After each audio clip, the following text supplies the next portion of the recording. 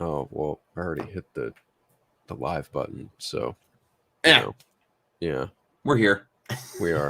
I guess we should probably do that standard intro that we always have.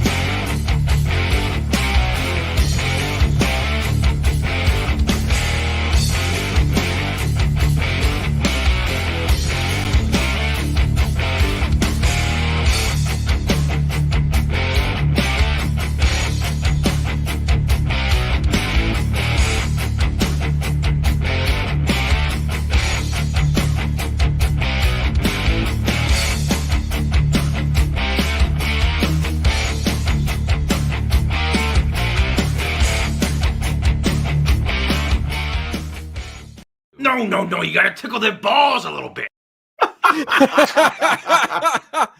Welcome to the late night poll, the last late night poll of 2021, motherfuckers. I am your host. My name is Phil Barker.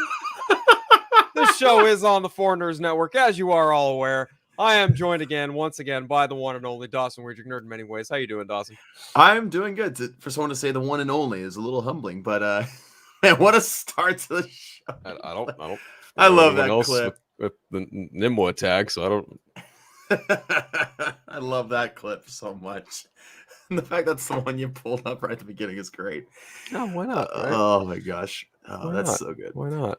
But yeah, man, it's good to be here. Last episode of 2021. The fact that 2021 is over is insane because it feels like 2019 was 5 months ago. It's just ridiculous, honestly.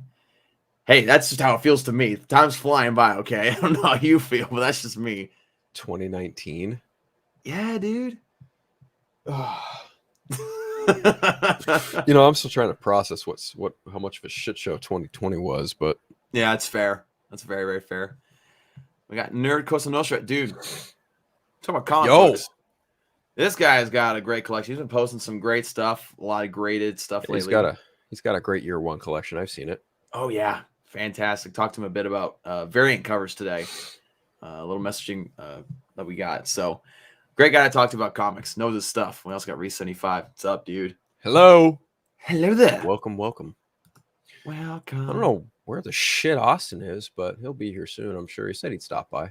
Oh yeah, I'm sure he's got a lot of places to be. I mean, it's New Year's Eve. He's got a lot of parties to attend. He's a partier.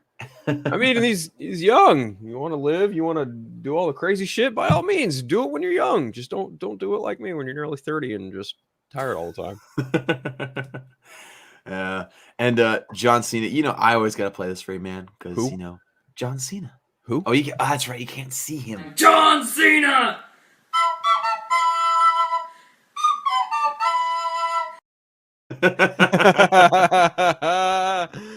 Oh man, that's not. Hey, hold on, I gotta switch over here. You're the host of the show. There you go. That's not peace. This is not peace.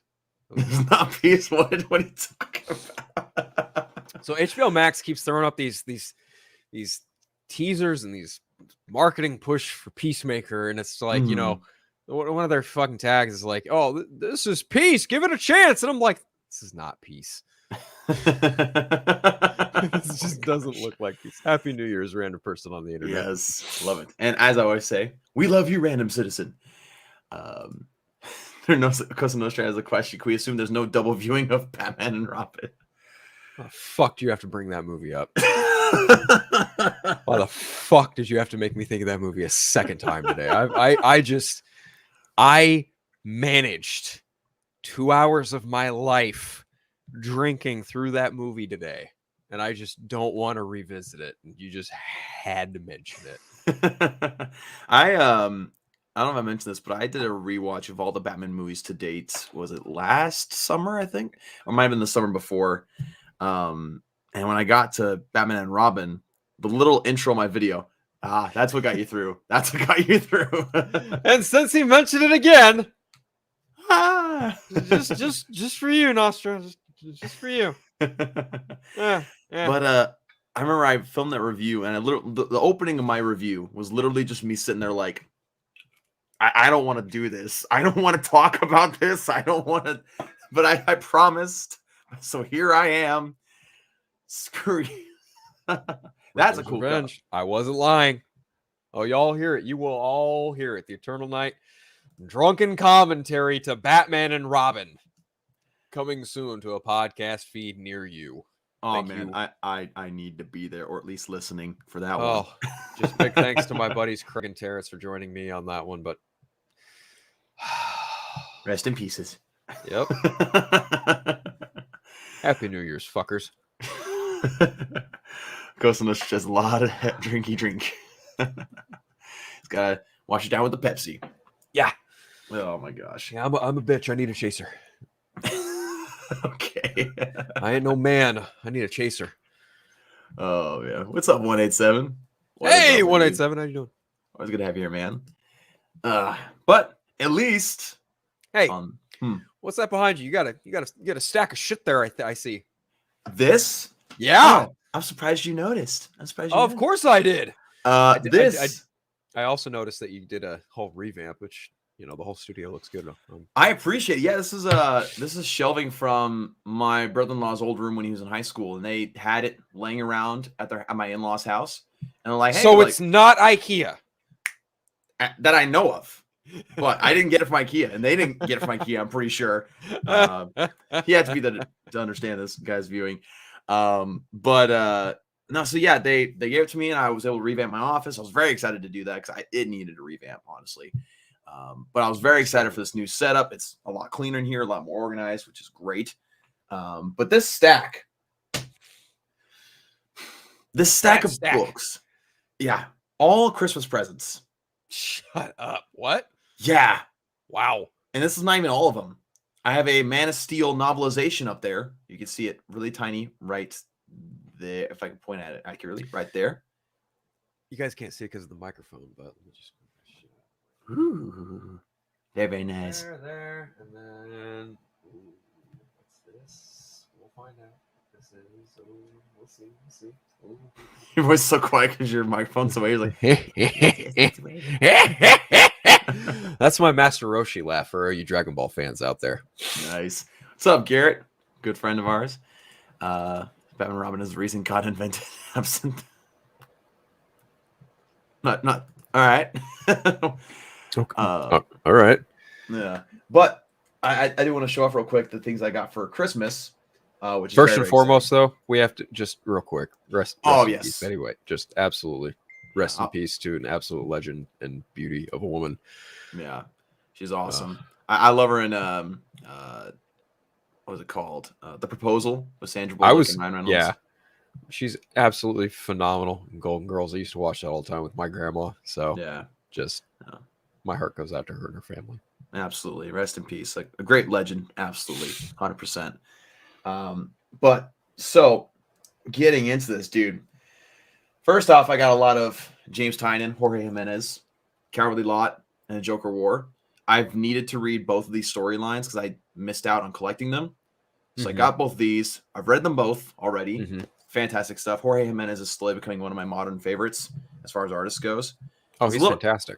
He's a little inconsistent at times, but overall he's fantastic. I feel. I can agree to that. Yeah. Finally got this. Berserker Volume One, which, dude, I love this. Like, if you're looking for just something that's just violent and awesome, that's the book, right? Yeah, good read. And I actually got issue number 5, which is the starting of the second volume. I still need to read that though, but I read that. Dang, it's often what I'm told. Yeah, it's awesome. A lot of people undersell it, if I'm being quite honest. And that's you're not saying wrong. Something. Then, of course, I got The Amazing Spider-Man, Spider-Man No More. Very excited about this. Very stoked. I just got to look through it a little bit, and man, it's just such classic art, classic story. Obviously, of course, inspired a lot of Spider-Man 2 with Tobey Maguire, which is great. Speaking of Spider-Man, I also got The Clone Conspiracy. Oh, very nice. stoked for this. If I understand correctly, this is going to inspire a lot of Amazing Spider-Man 3 or part of this anyway. Or no, is that the Clone Saga? Saga. Yeah. So anyway, similar concept. So far, I've read like a fifth of the way through. Pretty decent so far. Not too shabby. Also got Superman Rebirth, Book 1, which I like Superman Rebirth. Is that decently.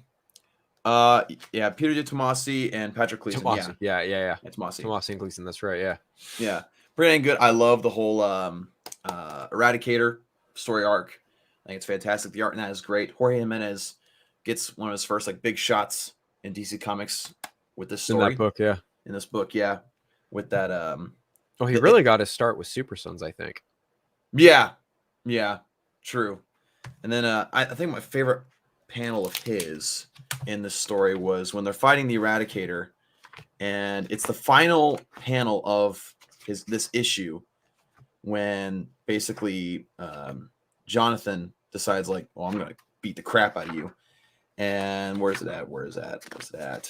This panel right here, where it's pissed off Jonathan Kent, ready to go to war. Oh yeah, it's fantastic stuff. Pretty family-oriented Superman story, but I'm still need to read book 2 of that. Now I know you're gonna say about this, but keep in mind this is a gift. I didn't buy this, but I mostly love this for the artist. Superman Secret Origin by Jeff Johns and Gary Frank, because Gary Frank's amazing. Honestly, most of Jeff Johns that I read for Gary Frank. Honestly, because Gary Frank's just phenomenal, like, so freaking good. I mean, dude, I work at a comic book store. People bring up John stuff 50% of the time. It'd be pretty immature of me to be like, yeah, fuck Jeff Johns. You know what I mean? Like every time it'd be pretty immature, not gonna lie. But at the same time, like I can't deny that he's written some solid stuff prior to, you know, things that have come out about him. I'm not going to deny that. Right. It's just like, you know, that book in particular actually influences a lot of Superman stuff today. Funny enough. But I also feel like, you know, Gary Frank, he's a great artist in his own right. If you can find any book with his art, have at it. He's the closest. He's probably one of the few artists who can get as close to bringing characters that were once on screen into a page. It's like the reverse. Exactly. Boom. There's Christopher Reeve Superman right there. That's his face. Exactly. And there's so many panels where you just look at him as like, that is straight up Christopher Reeve. It's phenomenal that he's able to do that. And he's then I think about that story and I'm like, huh, Christopher Reeve Superman. I wonder why that's the case. And it's like, oh, well. Yeah. We all know why. It's not hard to put the dots together. It's not hard.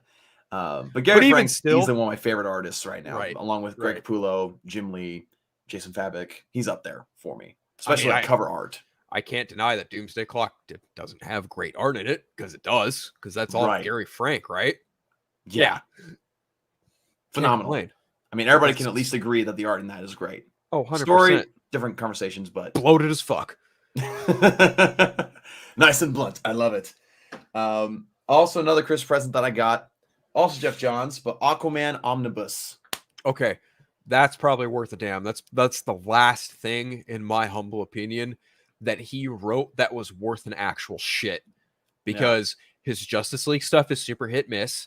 His Doomsday Clock, again, I just said Doomsday Clock is a bloated mess, in my humble opinion, again. And then, you know, Three Jokers was just, I wanted to cry reading that because it was just that bad. But seriously, like I think his Aquaman stuff is probably some of the most solid stuff he's written since Justice Society of America, 2007. And this is the first Aquaman book that I've ever gotten. Not comic, but Aquaman book. And this thing's thick. This is a big book. I've got probably like the first third or fourth of that in trade paperback alone. And it's Ivan Reis, and he's also a fantastic artist who has his inconsistencies, but overall he's pretty dang good. I like Ivan Reis' Superman a lot. How he draws Superman. So I'm very much looking forward to reading this. But speaking of omnibuses, whoo boy, I've been waiting for this forever. Grant Morrison Batman, Omnibus number 1. Oh my God. That's a read. Yeah, this is gonna be a very fun feast of Batman reading. Because I mean, Grant Morrison, dude. Bro, that whole story is just gonna put you on your ass. Yeah, I read that. I'm ready for it. I read that when I was just a little younger than you. Like, I read Black Glove. I read R.I.P. I read Final Crisis. Like, I read all the shit Grant Morrison did with Batman. Happy New Year, Voodoo. And, dude, it will completely alter your whole perspective on how Batman is interpreted in comics. Let me just put it to you that way. I'm very excited to read that, just in general. I've seen people like kind of poo-poo on Grant Morrison, and I've also just seen people just bow at Morrison. And I might be one of those people who will put him up on a pedestal and be like, dude, whatever you do is just phenomenal. And more often than not, I fall into that camp. But I can absolutely understand why some people are kind of like, no thanks, because dude is a really meaty, wordy writer, and he gets really, really deep in terms of pulling stuff from the past, and I mean the deep past. I mean Silver Age. Yeah. And he incorporates it, especially with that run in Batman. He incorporates it in such a way that just makes it feel so relevant to the time in which he wrote it, which was like circa 2007 to 2010 or some shit like that, like 2006. But yeah, dude, that whole run of Grant Morrison's Batman is just something else. Yeah, I'm very, very excited to dive into it because I mean to read a lot of Grant Morrison's Batman for a long time, and I actually had that same omnibus saved in my like Amazon shopping list forever. Like I have that volume 1, volume 2, volume 3. I think there's a third omnibus. But this, of course, will get me well started on that. So I'm very, very excited for all of this. I'm gonna have a lot of reading to do. In fact, I've already read out of all of these, I've already read 1, 2, 3, 4, 5 of these, and there's like Just 8 remember. right here. Just remember, it culminates in this. Ah, yes. It culminates in Nice. Do you have all the issues for that? this. All 7. Oh, nice. Yeah, I didn't bother getting the other tie-in bullshit. I didn't bother getting any of that stuff. Our store was sold out of anything Final Crisis. It was practically sold out anywhere by the time Thanksgiving rolled around. So, well, nice. I need to collect those because I also have Final Crisis. Saved. It was funny because what I was doing, I was working at the store and I was just doing this process we do, just kind of shifting boxes, making room in for them. And I came across the Final Crisis tab and I was like, get out of town. And I started siphoning through it. Sure enough, the first 6 issues are in there. And I was like, oh, hey, cool. Nab. And then I went into our back box where things get a little bit more expensive, but not super expensive. And I found issue 7. I was like, oh, yeah, please. Take that. And multi-fandom, yes, get that. Do that. I don't have it in hardcover. I actually have my copy of Dark Knight Returns is actually from the 80s. I found it in a half-off section. Dang. I think I have one of the newer releases, but it's paperback. I don't have hardcover. I want to get a hardcover. I want to get a hardcover for everything Frank Miller because I have hardcover for Last Crusade, Dark Knight Master Race, and Dark Knight the Golden Child. Everything else is paperback. But I need to get all those in hardcover, like stat, just because, you need them in hardcover. It's hard to preserve that. It's hard to preserve paperback like hardcover, but anyway. So that was my stack of gifts that I got. Which that's a stack. That's a stack, dude. I mean, if you guys can't tell, it's like this high of books. That's like the size of my penis.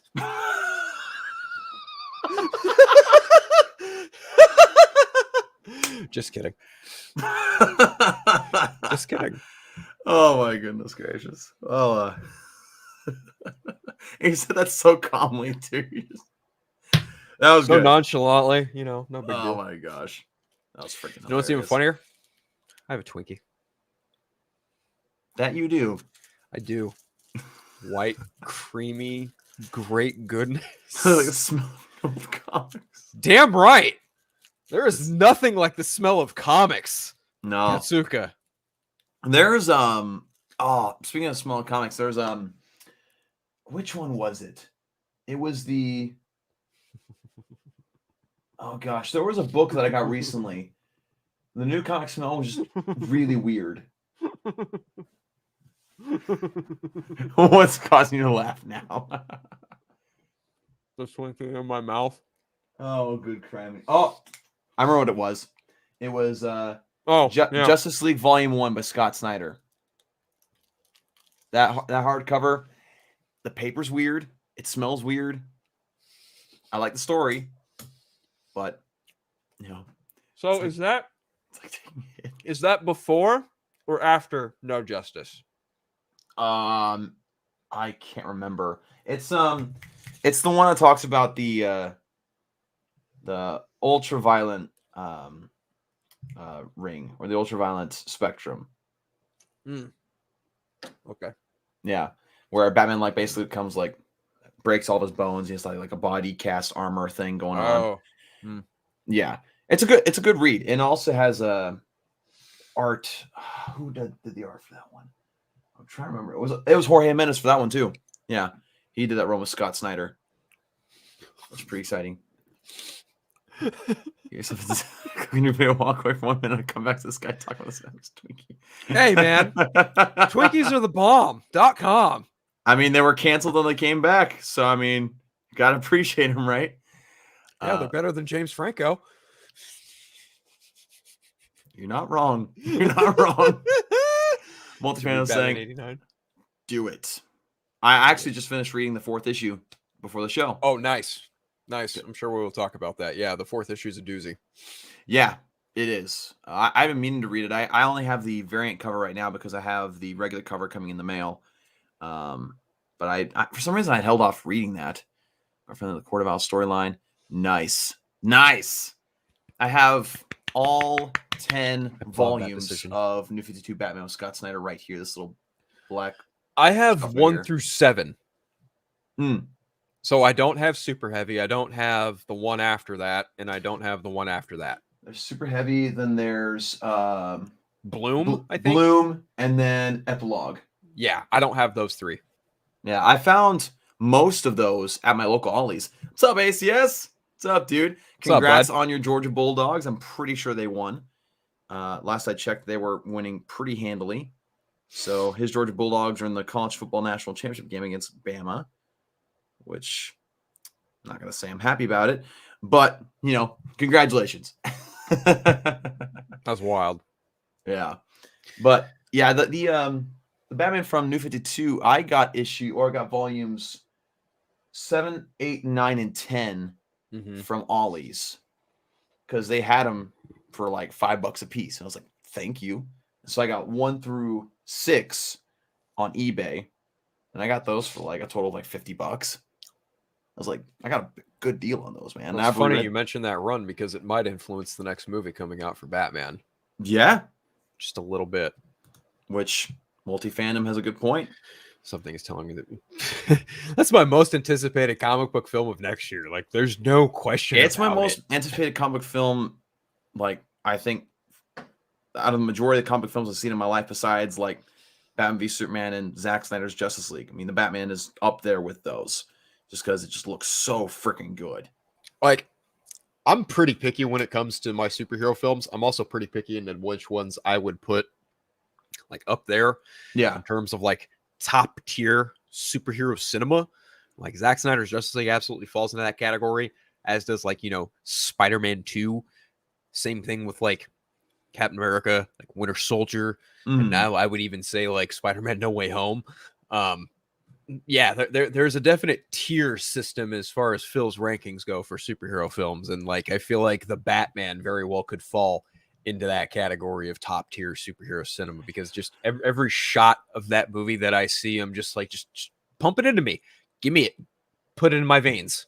Yeah. I mean, seriously, and Katsuka, you mentioned this. Watch Me Still Ring in the New Year. You guys have any movies you like to watch this time of year? I actually threw on Zack Snyder's Justice League about an hour and a half ago. What was I gonna watch? Oh, I was gonna put in the Amazing Spider-Man 1 and 2 either today or tomorrow, because I got the 2-disc collector's like book that they have with like 10 hours bonus features. So I'm gonna be watching through those just because I'm in a Spider-Man mood lately. But tell me, is there any progress on Amazing Spider-Man 3? Hey, I don't know. I'd love if there would be. Okay, I would. I truly would. One can only hope. One can only hope. And that's all I'm going to do is just hope. I have more hope in that than some other things happening right now, but we're not going to get into that. You know what? I think I don't necessarily want to say we should get into it, but I will say it'd be nice to just address it on the show, in that I think it's a healthy thing to discuss and debate and to have hope for such things. Yeah. I will also say that it is absolutely incredible and disingenuous to just haggle and heckle people in regards to having an opinion about it. Yeah. I mean, I agree with that. there's really no beating around the bush. You know, you and I are huge fans of Zack Snyder, and we would want nothing more than to watch him come back and do more DC movies. But it is very evidently clear that he is very busy with his Netflix First Look deal, right? And there's just a lot of factors going on. So we live our lives. We hope for the best. If not, you know, we got the Batman. You know, but at the same time, like, I'm not going to sit here and bitch, moan, and groan and cry at WB for not giving me the movies that I would like to see, because at the end of the day, they own the IP. Sure. Are they being foolish with how they run it? Yeah, arguably. Yeah, they have. Yeah. But at the same time, it's like watching a dumb person drive the most coolest badass car on the planet and watching him hit every tree on the way down the road. You know, it's just like, it's like, what are you doing, man? It's a damn shame, but like, that's a nice car. Give us the keys. Kind of, yeah.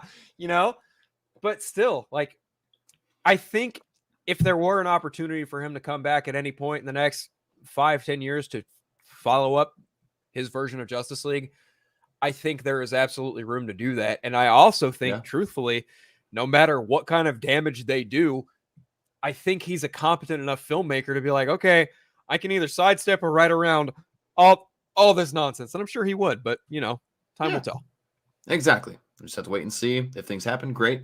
Whereas with Sony and Spider-Man, I almost feel like they've almost reversed all of the damage they've done over the last couple of years with Spider-Man movies. Yeah. And now they've kind of made it possible for them to be like, hey, here's Tom in the MCU.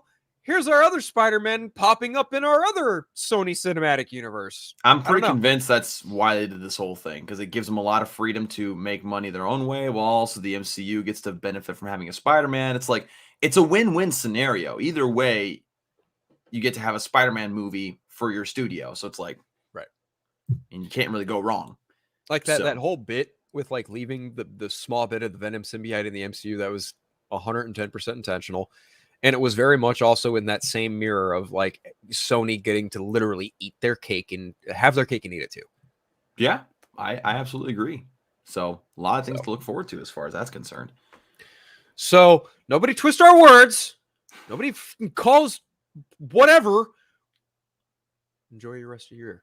Yeah. 2022 is going to be awesome because Black Adam looks fucking sick.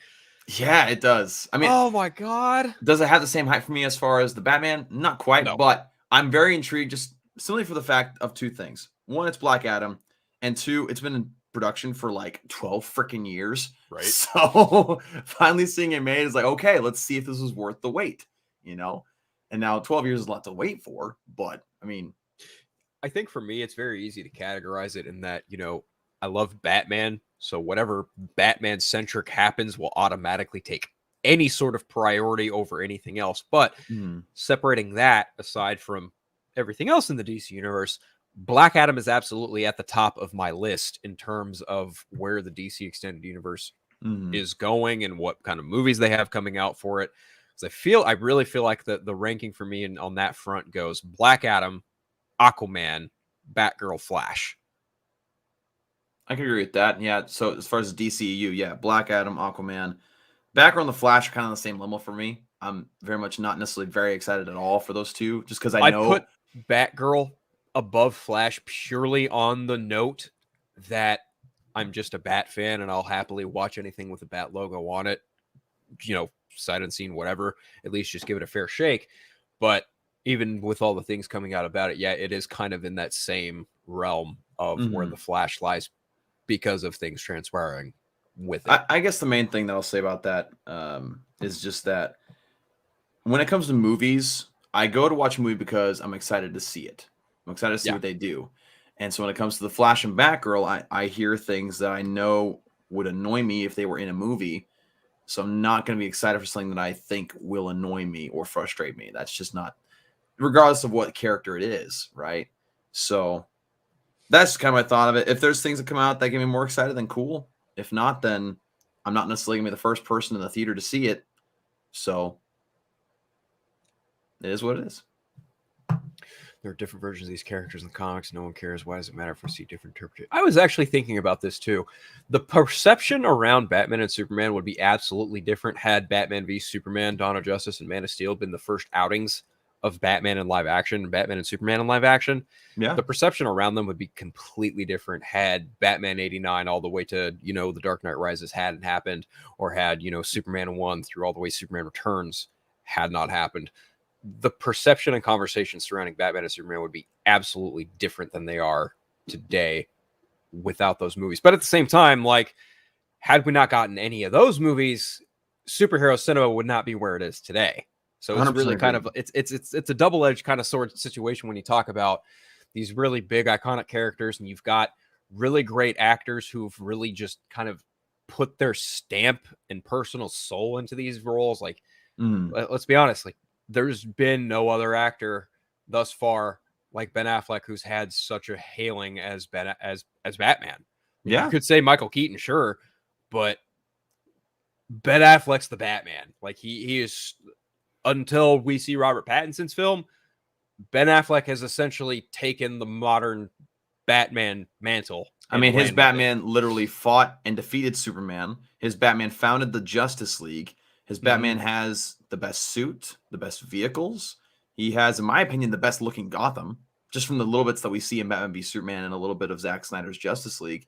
And Birds of Prey. And Birds of Prey. It's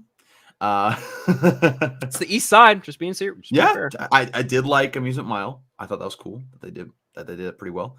But just all those different factors, just his personality, how he approaches things, and I absolutely agree. He's the definitive Batman right now. Now, whether or not, again, like you said, Rob Pattinson takes that cake for me, it's very possible. He's a great actor and it looks fantastic. So we'll just have to see when his trilogy, if his trilogy gets flushed out, which I hope it does, based on everything that I'm seeing. So, Cosa Nostra also says, when thinking about early comic movies that laid the groundwork for what we have today, where do you think the original Blade movie lands? Did it play a critical role, or is it lost to the past?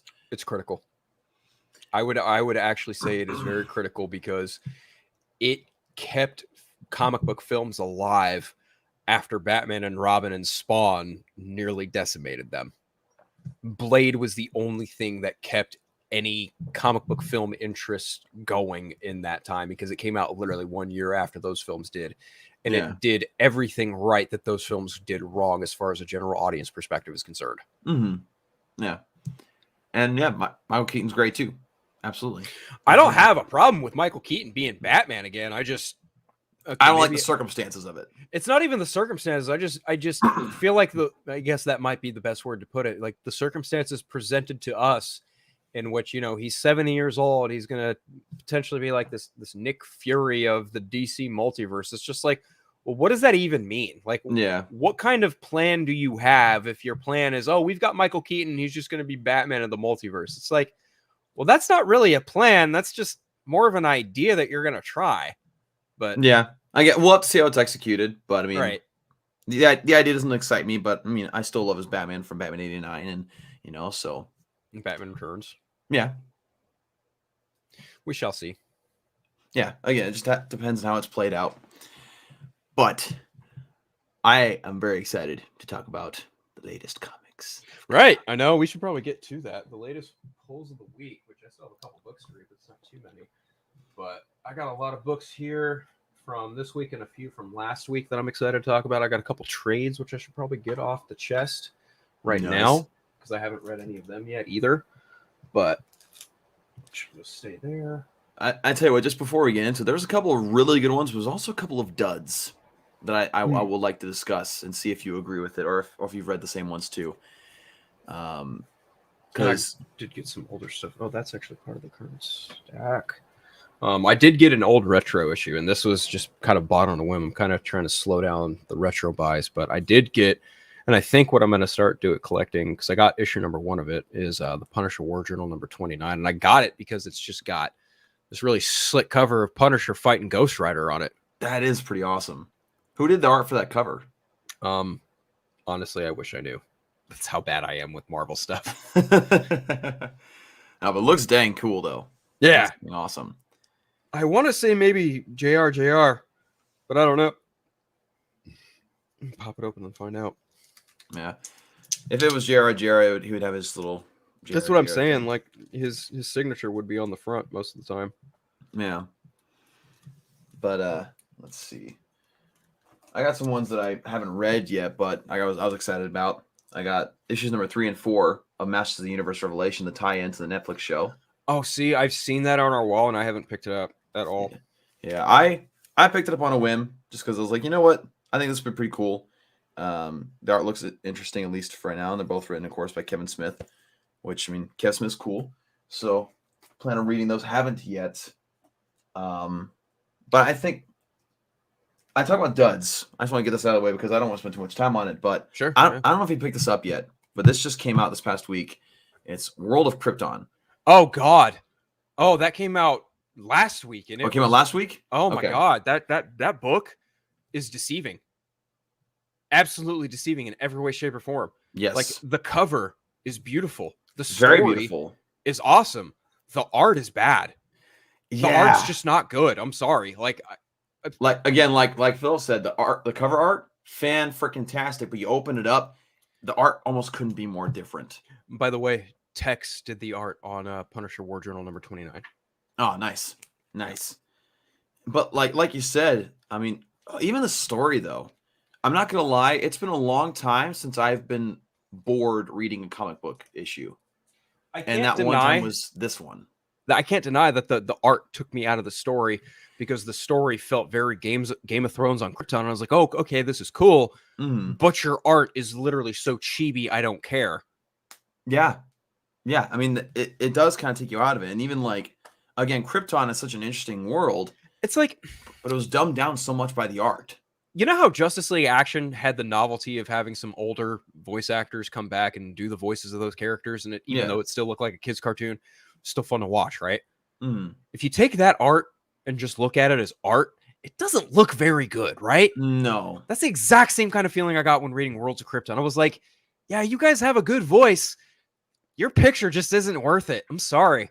No, it's like, it almost looks like it could have a sense of like charm to it, like a type of artistic charm, but at the same time, there's just some panels I'm just looking, I'm just like, it's bad, dude. It's not good. It's like, sloppy, and it makes the world of Krypton almost look a little boring. Yeah. Which, when that happens, you know you need to change something. And I don't want to insult the artist because, I mean, I'm a striving artist myself, but I mean, I just personally wasn't impressed. It didn't draw me in, and I had a hard time staying focused. Yeah, I really did. I don't know how you put a book out like that with a cover like that with the art inside it, because again, deceiving is the one word I just keep going back to. Like that book, it should have. I don't know. I was very excited for this, but it did let me down a bit. I mean, I'll give it another chance with the second issue to see if maybe some things change or improve. But if that doesn't improve, then I don't know if the rest of the run's gonna be worth it, because I did a limited series of 6. It's Robert Venditti too, who's doing Superman 78. That's one of the reasons I picked it up. Yeah, because he's got good story writing, you know. Right. That's one thing redeeming it. So I mean, maybe I'll collect all 6 and see what at the end, because that's just a limited run. And it's not too much, but just not very impressive so far.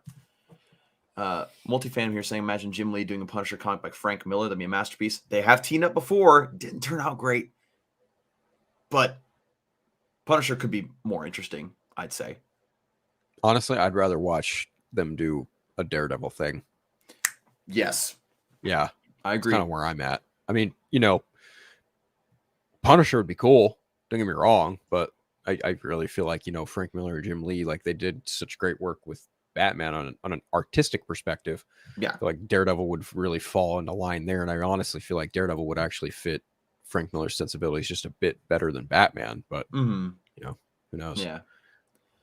Let's see. What do you guys think of Frank Cho as an artist? Frank Cho. What books does Frank Cho illustrate? I know I've heard the name, but I don't really recall. Oh, shoot. Hold on. I know the name. I'm just going to look at Frank Cho art, because I'm trying to remind myself how that looks. Let's see here. Oh, it looks like Frank Cho's another one of those more realism artists. You know, if I really had to like pick kind of a dud, it's not a super dud, but it's just kind of an eh. Task Force Z number 3. Really? I've been meaning to pick up Task Force Z because it looked very cool. But so it's the Suicide Squad except with zombies, run by Red Hood. Ooh, I like that. Yeah, it's cool, but it just up, down, up, down, up, down, up, down, Yeah. kind of, sort of, kind of deal. Gotcha. And this book was kind of a downer. if you ask Gotcha. me. Yeah, I can't remember who does the art for that one. So this is Barrow. Oh, man, who is it? Eddie Barrows, I believe. I think it's Eddie Barrows. Because I know all the cover art looks great. Hold on. It should say here at the end of the book. Why isn't it saying? Here we go. Okay. Yeah. So Matthew Rosenberg's on scripting duties. Eddie Barrows on pencils. Eber Ferrer on inks. Adriano Lucas.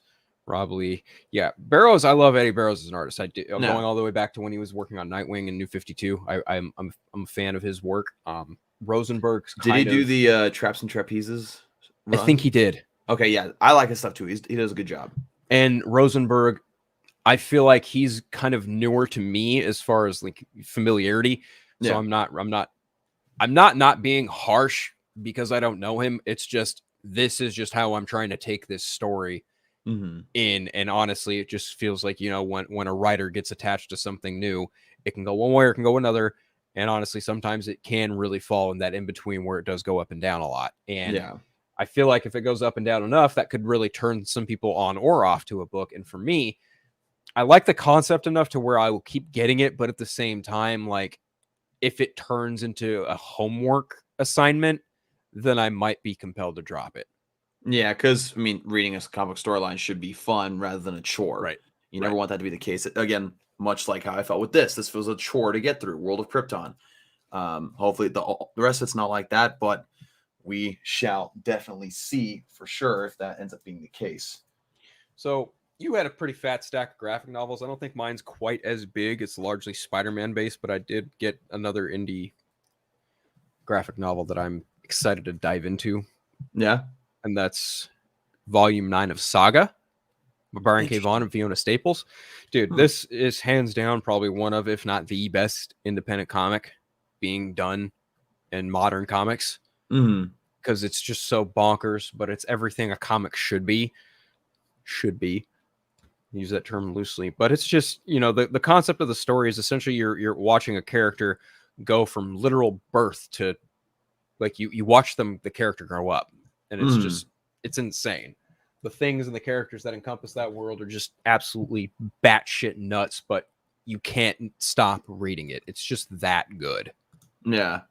And Nerdcoast Nostra just sent me some pictures of Frank Cho's art. He did a variant cover for Punchline 1, as well as Batman 48 with Tom King. Oh, okay. You know what? I think I remember hearing about his variant with Tom King. Yeah, he does like a lot of black and white line art, a lot of intricate line work. I mean, from what I'm seeing from all of that, that's great. And also, Happy New Year, everybody. It is the year 2022. Let's go. Me, it's still 2021. Well, I guess for me it is, so I'm in the future, man. We're in two different timelines. What? Freak out time, holy crap. Holy shit, man. We're breaking reality. Yeah. But Saga, yeah, I've seen posts about that on Instagram. Like, who publishes it? Who publishes what? Saga? Saga? You were just talking Image. About, yeah. Image, okay, gotcha. Image, yeah. And then I got a fuck ton of Spider-Man trades. I got Spider-Man Worlds Collide, which is the Bendis Spider-Man stories. So Spider-Man and Spider-Man 2. Okay. I got Brand New Day. Ooh, nice. One Moment in Time. I like that cover. And One More Day. Nice. Basically some of the few stories that influenced No Way Home. Gotcha. That makes sense. Makes sense. My comics just fell. There's some things that I got this week. I already had so Detective Comics number 1000 and a lot of variant covers, right? Right. I had already had the one by Frank Miller, but this past week I ended up getting the 1970s variant from Bernie Wrightson.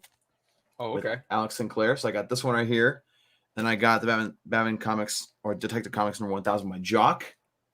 And I also got the one from Greg Capullo. So now I got all of some of my favorite artists' covers of Detective Comics number 1000, which is very exciting. I know my comic book shop actually is bringing in a Detective Comics 1000 issue signed by Scott Snyder. So if that ends up being a good enough price, you might be seeing me own a Scott Snyder signed book, which I'd be very stoked for. And Jack Pierre, oh, sorry, you clicked on that, my bad. Jack Pierre, happy birthday, bud. Yeah, happy birthday. I don't care. Dude, celebrate it whatever way you want, man. Have a happy birthday. Hope you have a good one, Jack. Enjoy yourself, but not too much. Not too much, buddy. So to kind of shift gears, I will say that a book that did not leave me bored, I got this on a whim purely on just hearing the idea and concept. But in the current run of Iron Man, they now have Tony Stark as official like Cosmic Herald of Galactus, and he's now the Iron God.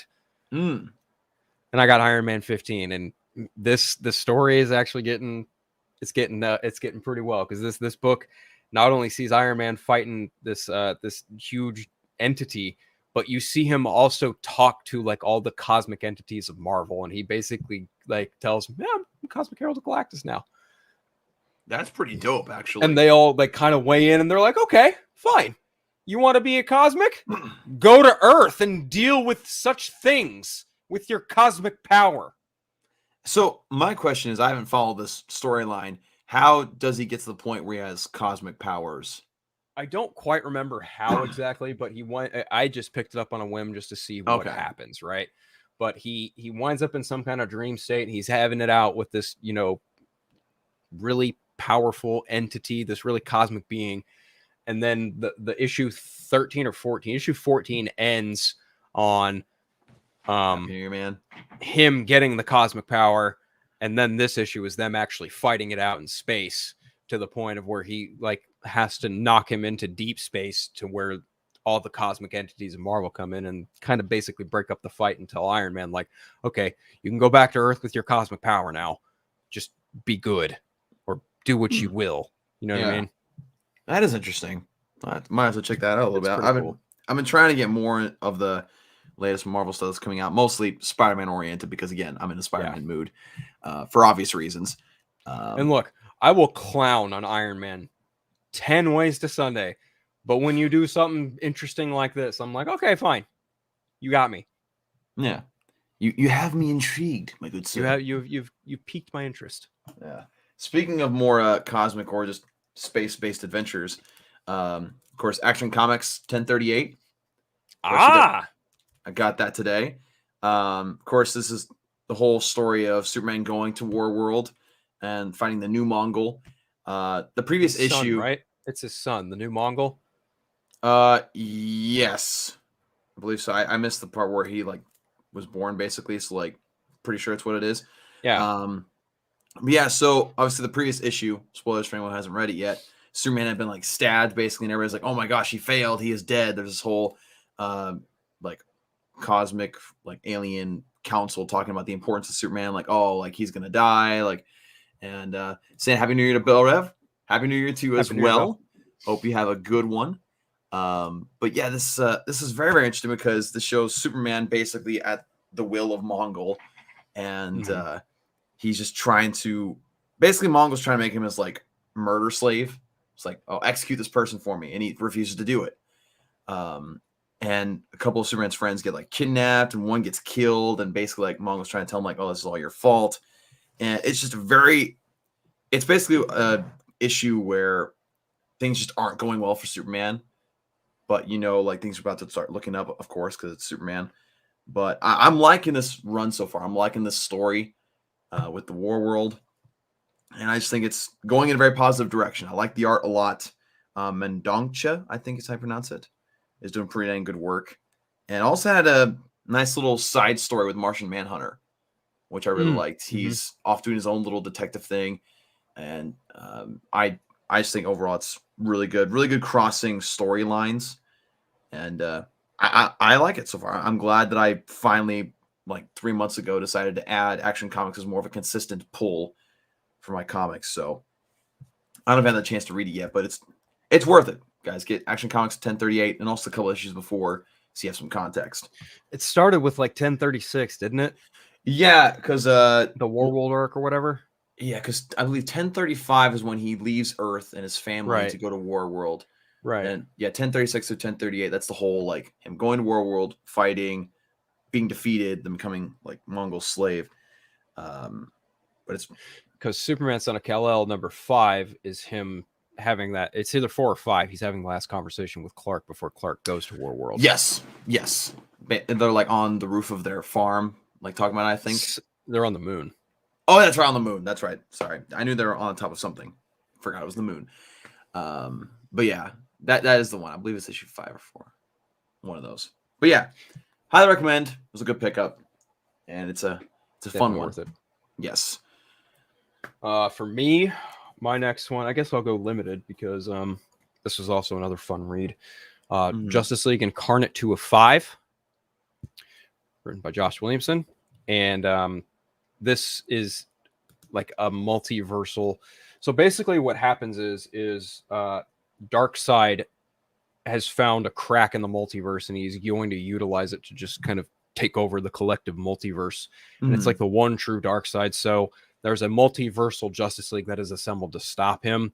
And this issue kind of pits Superman against Etrigan Superman. It's cool. I enjoy it for what it is, but I'm glad that it's also a limited series, because if this was an ongoing thing, I'd be a little bit more like, this is with a little too much continuity, but I'll deal with it. Yeah. But overall, I enjoy it. I enjoyed it. I'm enjoying the story. Yeah. All things considered. Yeah. You said that was Justice League Incarnate number 2? Justice League Incarnate number 2. I'm liking that a lot. I am liking that a lot. I have the first 2 issues. I have the variant cover of the first one. I don't have the variant cover of the second one, I don't think, for some ungodly unknown reason. When I remember I was talking to the guy in my comic book shop, and he was telling me about it. He's like, oh yeah, they brought back Captain Carrot. I was like, who the freaking hell is Captain Carrot? I didn't know who that was. And they told me, and I was like, what am I getting myself into? And I actually like the character. I actually like him a lot, which I usually don't like dumb tongue-in-cheek characters like that, but here we are. He's pretty dang fantastic. And the art's just really good. I like the fact that we're just kind of thrown into it. And we're just in the middle of this whole multiverse bonanza or whatever. Although it was interesting that issue where, was it her name, Dr. Multiverse, all of a sudden starts hitting on Calvin L. Superman, and Batman's like, oh, live a little. It's like, we're in the middle of a multiversal crisis here. Don't worry about your dating life. You can date afterwards. Fix the multiverse. I still found that kind of charming. It was a little charming, but like at the same time, you're kind of in a rush. Yeah. So like, maybe that's not the time to give dating advice, Thomas. I do like how Dr. Multiverse operates. I like that she can see like every version of the character of whoever she's come into contact with. I think that's a really interesting concept to play with. That is a really cool concept for sure.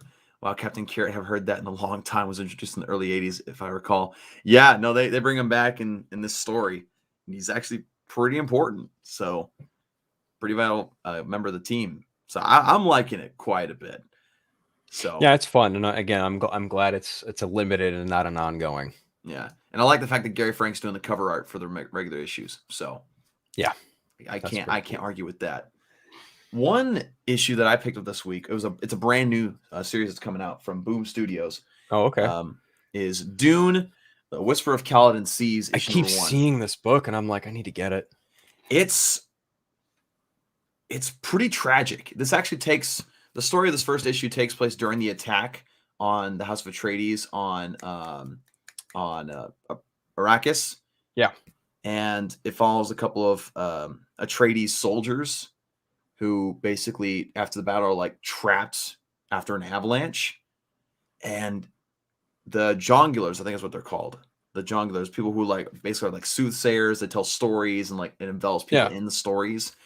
And it's such a tragic story, honestly. And the ending just leaves you like, oh, you really feel for them. And you kind of get I wasn't a huge fan of the art necessarily. Kevin J. Anderson and Jacob Babelka, I believe, are the art. So I wasn't necessarily impressed with it. It kind of almost has a sense of a less seasoned Jock. You know what I mean? So there's some parts that don't necessarily work for me, but overall the story is really interesting. It works really well. And if you like think of watching the Dune movie while you're reading this, you understand the tone they're going for. Fits together a little. It fits together really nice, and it just I liked how this started off a lot. I'm not sure how many issues it's going to be. That's one thing I'm trying to do is just collect as much Boom Studios Dune comics as I can, just because I want to get to know that whole universe better. Sure, yeah. Nice. Yeah, I haven't read that. We sell it at the store, but I haven't actually checked out any of the Dune stuff that we do have. I probably should at some point. I'm sure we're going to get, some kind of collected trade of it at some point. Yeah. I'd have to imagine. I know they have the first volume of Dune House of Atreides out, and volume 2's on pre-order. I do want to get those collected because I have issues number 11 and 12 of Dune House of Atreides, but I believe the volume consists of the first 10, I want to say. Maybe the first 8 or 10. So I want to pick those up, as well as the Dune graphic novel. Because I just want that. So my next book is, it really shouldn't surprise anyone. I'm a huge Tom Taylor fan, and this has been in my stack for a while, and that's Nightwing number 87. Oh, nice. Yeah, it's the issue that's one concurrent ongoing piece throughout each page. Like you turn it just kind of picks up where the last page left off. Yeah. Like literally, like visually, it's the one ongoing thing that Tom Taylor and Bruno Redondo were talking about, like leading up to this book coming out. I enjoyed it, really great. I have never said anything bad about a Tom Taylor book because he doesn't do bad books. In my opinion. He's had a hell of a year. Tell me about it. Like Batman the Detective, Superman Son of Kal-El, Nightwing, of course. There's what else is he's Dark written? Ages from Marvel. Dark Ages. What was the other thing he wrote? Shoot. Did he have another deceased book that came out? No, I don't think so. There was something else that he wrote this year, but he's had a lot of stuff come out, and it's all been from at least decent to dang good. He hasn't really missed. He hasn't had any like stumbles along the way. Yeah, so, like I said, I've never said a bad thing about a Tom Taylor book, and I don't think I ever will. Yeah, he's a skilled writer. Does a dang good job. Yeah, he just really has a great grasp on what makes certain characters tick, and I think that he is a huge favor of Nightwing. I think largely he probably wanted to do, this is just my own kind of just guess, but since, he did Injustice for a long time, and that, Dick Grayson was largely deceased in that. Yeah, I feel like this is his chance at like getting a chance to really write that character in, a more lively setting. Yeah, well, for lack of a better term, I guess. Yeah. Yeah, no, Tom Taylor's just been doing fantastic. I haven't had a chance to read his Nightwing yet, but his other book, the Batman the Detective. Yeah, dude, I read through all of that 2 weeks ago. I mean, we'll get to like our different books of the year and stuff, but that's at least up there for me. And I was very interesting because I got one of the issues off eBay because that's where I had to get it, and one of them had the poster, the initial like announcement poster for the series, and it was called Batman: The Dark Knight. The Dark Knight. That's right. Because wasn't it supposed to be like a loose continuation of Dark Knight Master Race? No. He was just wanting to tell his own tale, and it was just called The Dark Knight. But because of, prior book titles and other, other titles with that same thing, they just decided to change it to The Detective, which, fair. I can understand that. I kind of use it as like headcanon for following up Dark Knight Master Race because Andy Kubert, of course, did the art, and Andy Kubert did the art for Master Race. Right. And so, and also just, dude, you cannot tell me that suit is not inspired by the Nightmare timeline from Zack Snyder's Justice League and BVS. Lightweight. I mean, I could definitely draw the comparisons. Yeah. I mean, the trench coat, the way the cowl looks, the goggles, it looks fantastic. Andy Kubert, in my opinion, is one of my favorite Batman artists. He just does a fantastic job. He probably has illustrated my favorite ever Batman panel of all time. And it's not because of any cool pose or any cool action scene, but it's from Dark Knight Master Race when he basically comes on all the TVs talking to the priest of Kandor saying, "Go to hell." It's just older Batman just staring him down like, yeah, you can go to hell. You're a Kryptonian. I don't care. Go to hell. And I was like, oh, let's go. He did the art for Damian, Son of Batman. That 4-issue miniseries. That's a good run. That is a dang good run. But yeah, Andy Kubert's, that man's got a really great sense of art. He's right up there in terms of like people could mistake him for Jim Lee, and I can kind of understand it, but his is a little too distinct. He kind of blends the I guess charm of Frank Miller with some of the stylization of Jim Lee. Yep. A little bit, which I think is a really cool combination. He's just a really good style. And I mean, if you're going to be a combination of two different artists, Jim Lee and Frank Miller are the two artists to be the combination of. So kudos to Andy Kubert. I will say, speaking of artists, though, this next book has one of my favorite DC artists on it. I've been on record saying that this is hands down one of the best, if not the best book that DC is putting out, and continues to echo that for me. And that's Deathstroke Incorporated, again by Joshua Williamson and Howard Porter. Howard Porter Howard Porter is just one of the best artists ever. He did JLA with Grant Morrison, and that's right. Yep. He did Year One for The Flash too. Oh man, the way that man's art just breathes life into certain characters is just all sorts of astonishing. And that book, issue 4 of Deathstroke Incorporated, really kind of opens up where things are going in terms of that story. And I was actually really surprised to see, some Grant Morrison originals return in this book. Prometheus. Interesting. Yep. Prometheus makes a comeback. Libra from Final Crisis. Yeah. Hey. Oh yeah. Yeah. There's some cool shit happening in Deathstroke Incorporated, and I will continue to bang the drum of it being the best DC book out right now. Dang, I've seen it at the comic shop, but I haven't pulled the trigger on it yet. But I just might do that if they still have, because how many issues have come out so far? 4. So 4? The first issue is up against a brand new Hive. Okay. And issue 2 takes them into space where he's got a double-bladed orange and blue lightsaber and he fights off Cyborg Superman. Issue number 3 has him facing off against the Queen of Fables. And issue number 4, him and Black Canary are finally on to what the Trust Endeavor is utilizing them for. Interesting. And it's nuts. Deathstroke using a lightsaber? Sign me up. I mean, you could call it a lightsaber, but it's right. essentially, double-bladed sword that happened to have the same colors as his outfit. That's pretty dope, actually. Yeah, when I saw that cover, I was like, yeah, there ain't no book on the wall that's better than this one right now. And it's sold out. Like, it's one of the regular sellout books when it comes out, straight up. Like, it is just that good of a book. Well, I hope that my store has it in stock. Definitely have to pick that up next time I go. I mean, at the very least, pick it up on trade when it comes out and trade for them. Yeah, exactly.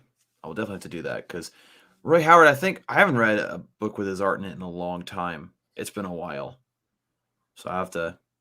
Oh, I bought books purely on the fact that Howard Porter's the artist. Yeah. That's me with Greg Capullo, John Romita Jr., Jorge Jimenez. Who else? There's another one that I just pick up anytime I see his name. Freak. I'm spacing out on it, but I'll probably remember. You fucking space cadet. Okay. With that being said, I brought out, of course, the classic Action Comics this week. I bring out Detective Comics 1046. I mean, here's a variant cover from Lieber So is that the beginnings of Shadows of the Bat? So yeah, it's Fear State Aftermath. Basically, of course, after everything's gone down with Fear State, and Batman's kind of like still dealing with everything that went down with Scarecrow infiltrating his mind and everything that happened with the Simon Saint and all of that. And I'm not going to lie, there wasn't a lot that happened in this book, even though it has Dan Mora for the art, which Dan Mora's Batman's great.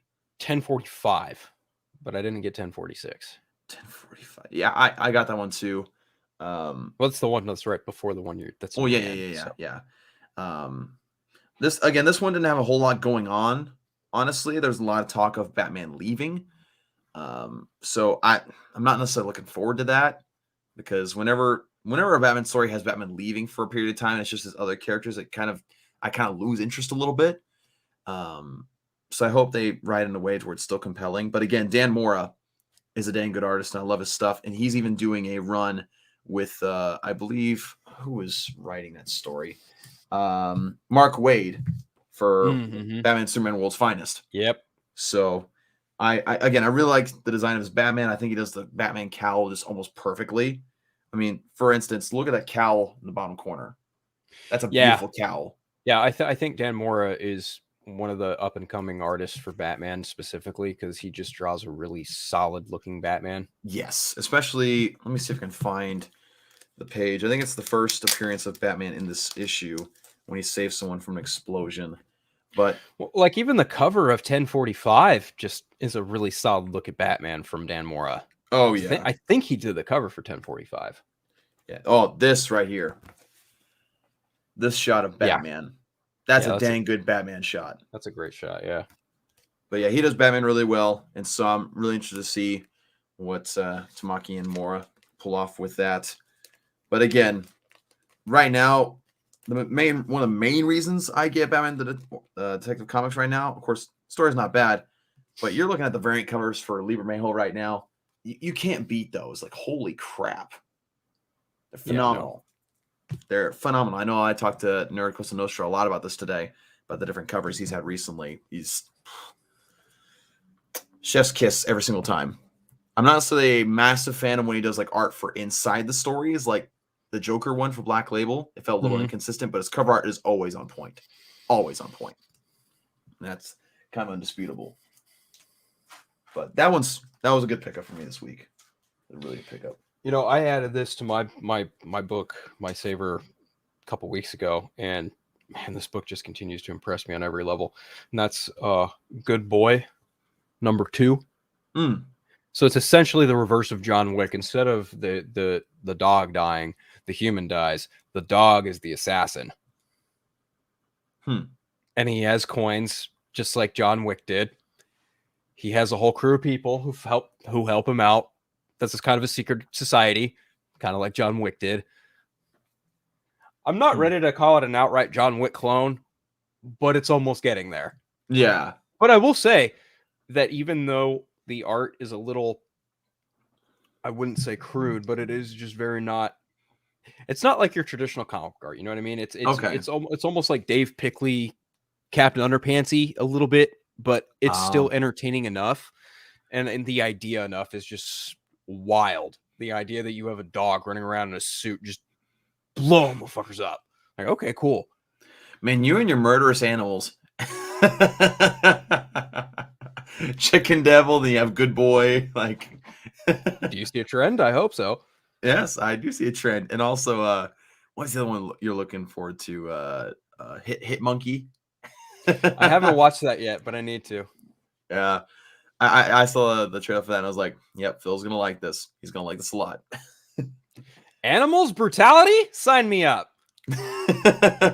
Never say that in public.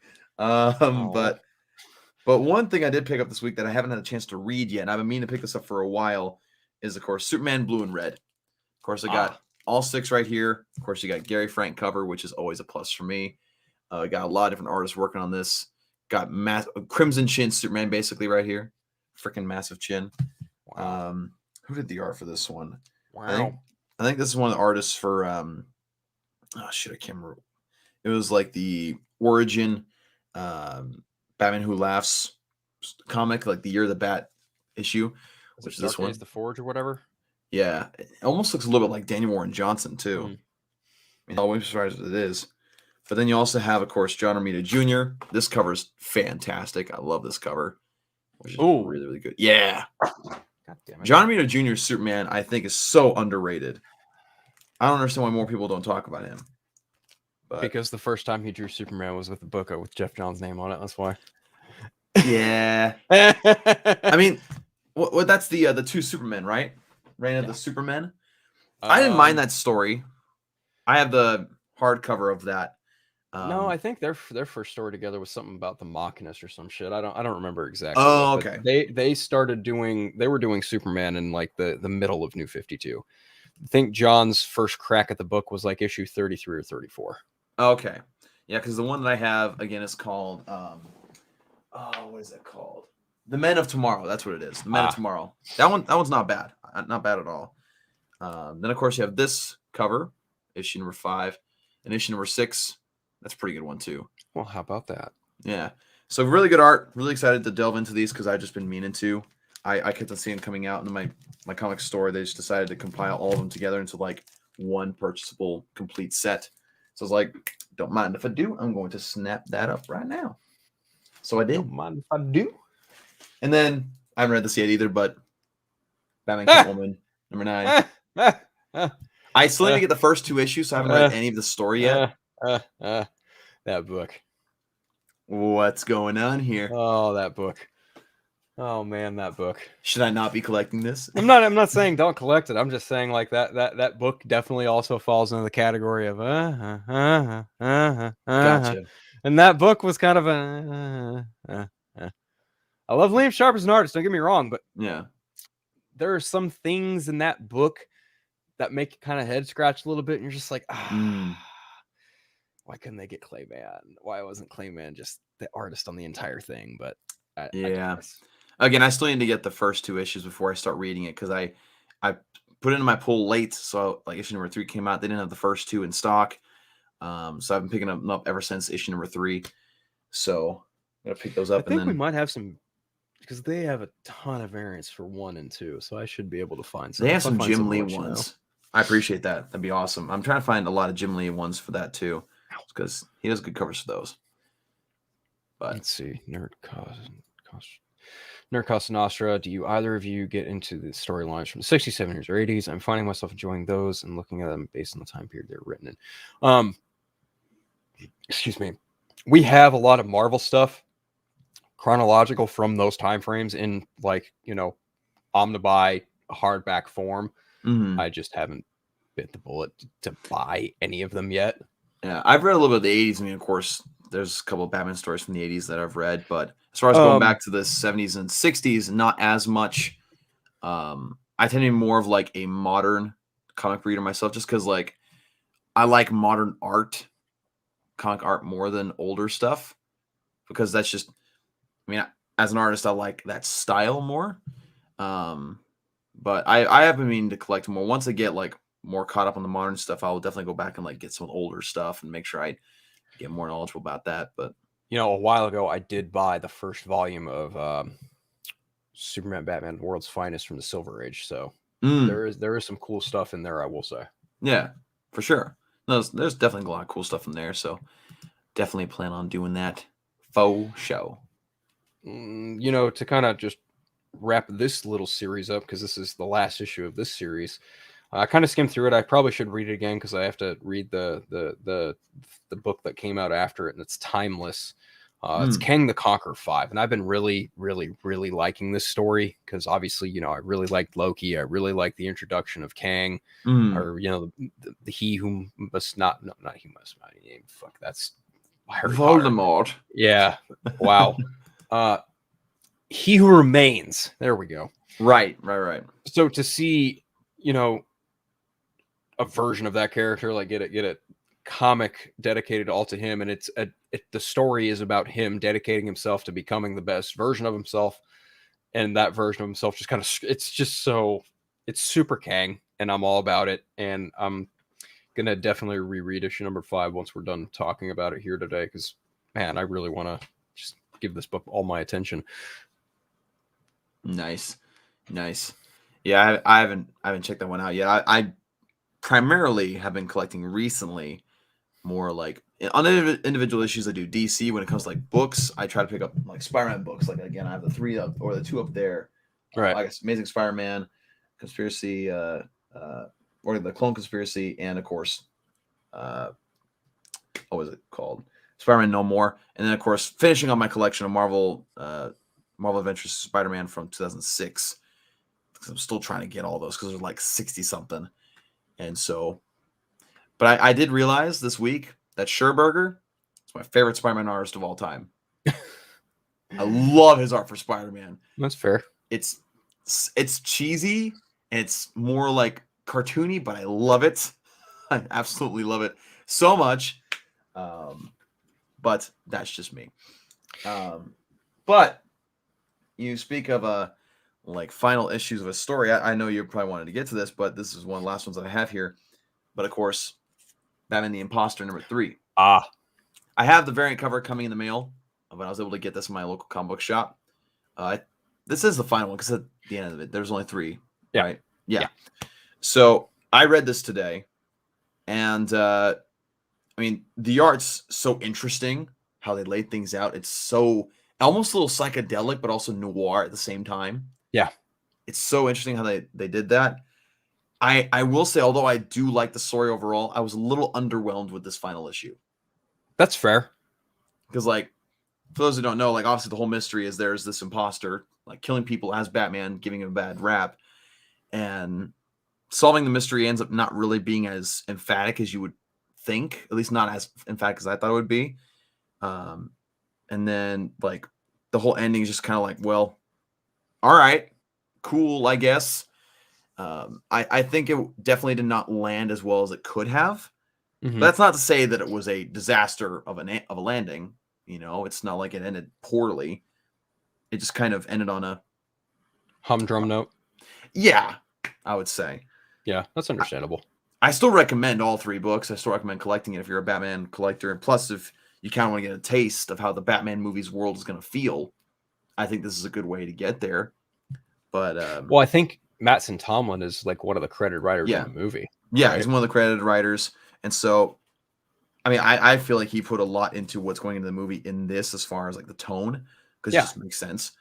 The reason I say that's kind of underwhelming is that when you finally figure out who the imposter is, it's just kind like, of a womp womp. It's like, all right. I was honestly kind of hoping it'd be Clayface a little bit, like a more like darker, grittier version of Clayface. I mean, that'd be a little too obvious of a solution, obviously, but I feel like that'd have been cool.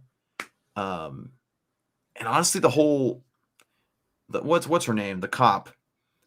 The fact that she got so involved in the story, I don't know how I feel about like her being so integrated with Bruce Wayne. Yeah, it's very, I don't even know the right word for it, but it is very Bruce Wayne centric in a way that you wouldn't expect. Yeah, and this is DC Black Label, Gosa. Yeah. This, again, as I always say, if you're a DC fan and not reading Black Label, you're doing yourself a disservice. Because Black Label is, for me, it's where it's at. Yeah, Black Label seems to be doing a lot of good books. So freaking good. So good. Every time like I see anything from Black Label, like they're coming out with the Batman, or what's it called? Beyond the White Knight. Batman Beyond the White Knight. Which looks great. They're doing that for Black Label. Looks fantastic. They have Superman versus Lobo, which isn't bad. Suicide Squad Get Joker, which is still going on. I think even that puzzle box book is Black Label. The Joker's got a puzzle box or whatever. Yeah, I think you're right. Yeah. But no, DC Black Label, if you're not reading DC Black Label, read it. Because it's good stuff. It's good, dang good stuff. But no, did you get the chance to read? I mean, you got the chance to read this third one. So the only reason that's not in my poll this week is because it was pulled last week and we didn't do a show last week. Gotcha. But yeah, so, I figured I would talk about it in some capacity for end of the year. Because if that third issue landed better, it would have absolutely been in the same conversation as like best Batman book of the year. Yeah. With the detective. I agree. It definitely had the potential. It definitely doesn't fall to the bottom of the barrel. Right. But it definitely did not have the like holy crap ending that I would have expected. But agreed. I have actually 2 here because the one's from last week and this week, and I didn't get a chance to read them until now. And that's Amazing Spider-Man 82 and 83. Nice. So the shtick is Peter's been in a coma, but Dr. Octopus and Aunt May finally kind of worked up a cure to get him cured. And 83 is the issue in which he's kind of like up and around. The caveat now that he's awake, his spider sense is just going absolutely insane. and causing him just great deals of pain to where it's literally taking every physical fiber Peter has to just even keep it in check to look like he's just kind of wilted in a hospital bed. Yeah. That's interesting. That is interesting. It's fun. I always like stories where Spidey sense is kind of either messed up or it's like confusing him or to where it causes him actual trouble, because Spidey sense, just the basic idea itself, can almost be sort of a cop out for any kind of danger imposed to him. But now when it's like kind of a crutch, not a crutch, it's more of a detriment to him at the moment. It really makes it interesting. I always like that concept. Yeah, it's a cool concept. Ben Reilly's still in the Spider-Man suit. He's still acting as like the de facto Spider-Man for the time being too, as Peter heals. Yeah. We encounter Ben Reilly in the Clone Conspiracy in this book that I'm reading right now. Makes sense. Out. So it's dang good stuff. And he's helping out Peter from across the world, which is pretty dang good. I like it quite a bit. But I do need to get more into the recent Amazing Spider-Man books. But I'm just I started at 75, 76, something like that. That was when the most recent stories started up. Because the one before that was like the stuff with Kindred and like Harry Osborn's soul. It was all goofy shit that I had no interest reading about. Yeah. No, I got you. I definitely understand that for sure. Let's see. I think the last one that I have, I'm pretty sure is probably one of the ones you wanted to say for last. It's the other Black Label. If it's One Dark Knight, I still haven't read it yet. Really? Yeah. Time. I need time. Well, I'll just show you the covers. Then, of course, you got the regular cover that we've seen. I have that. And then this. And I've seen that.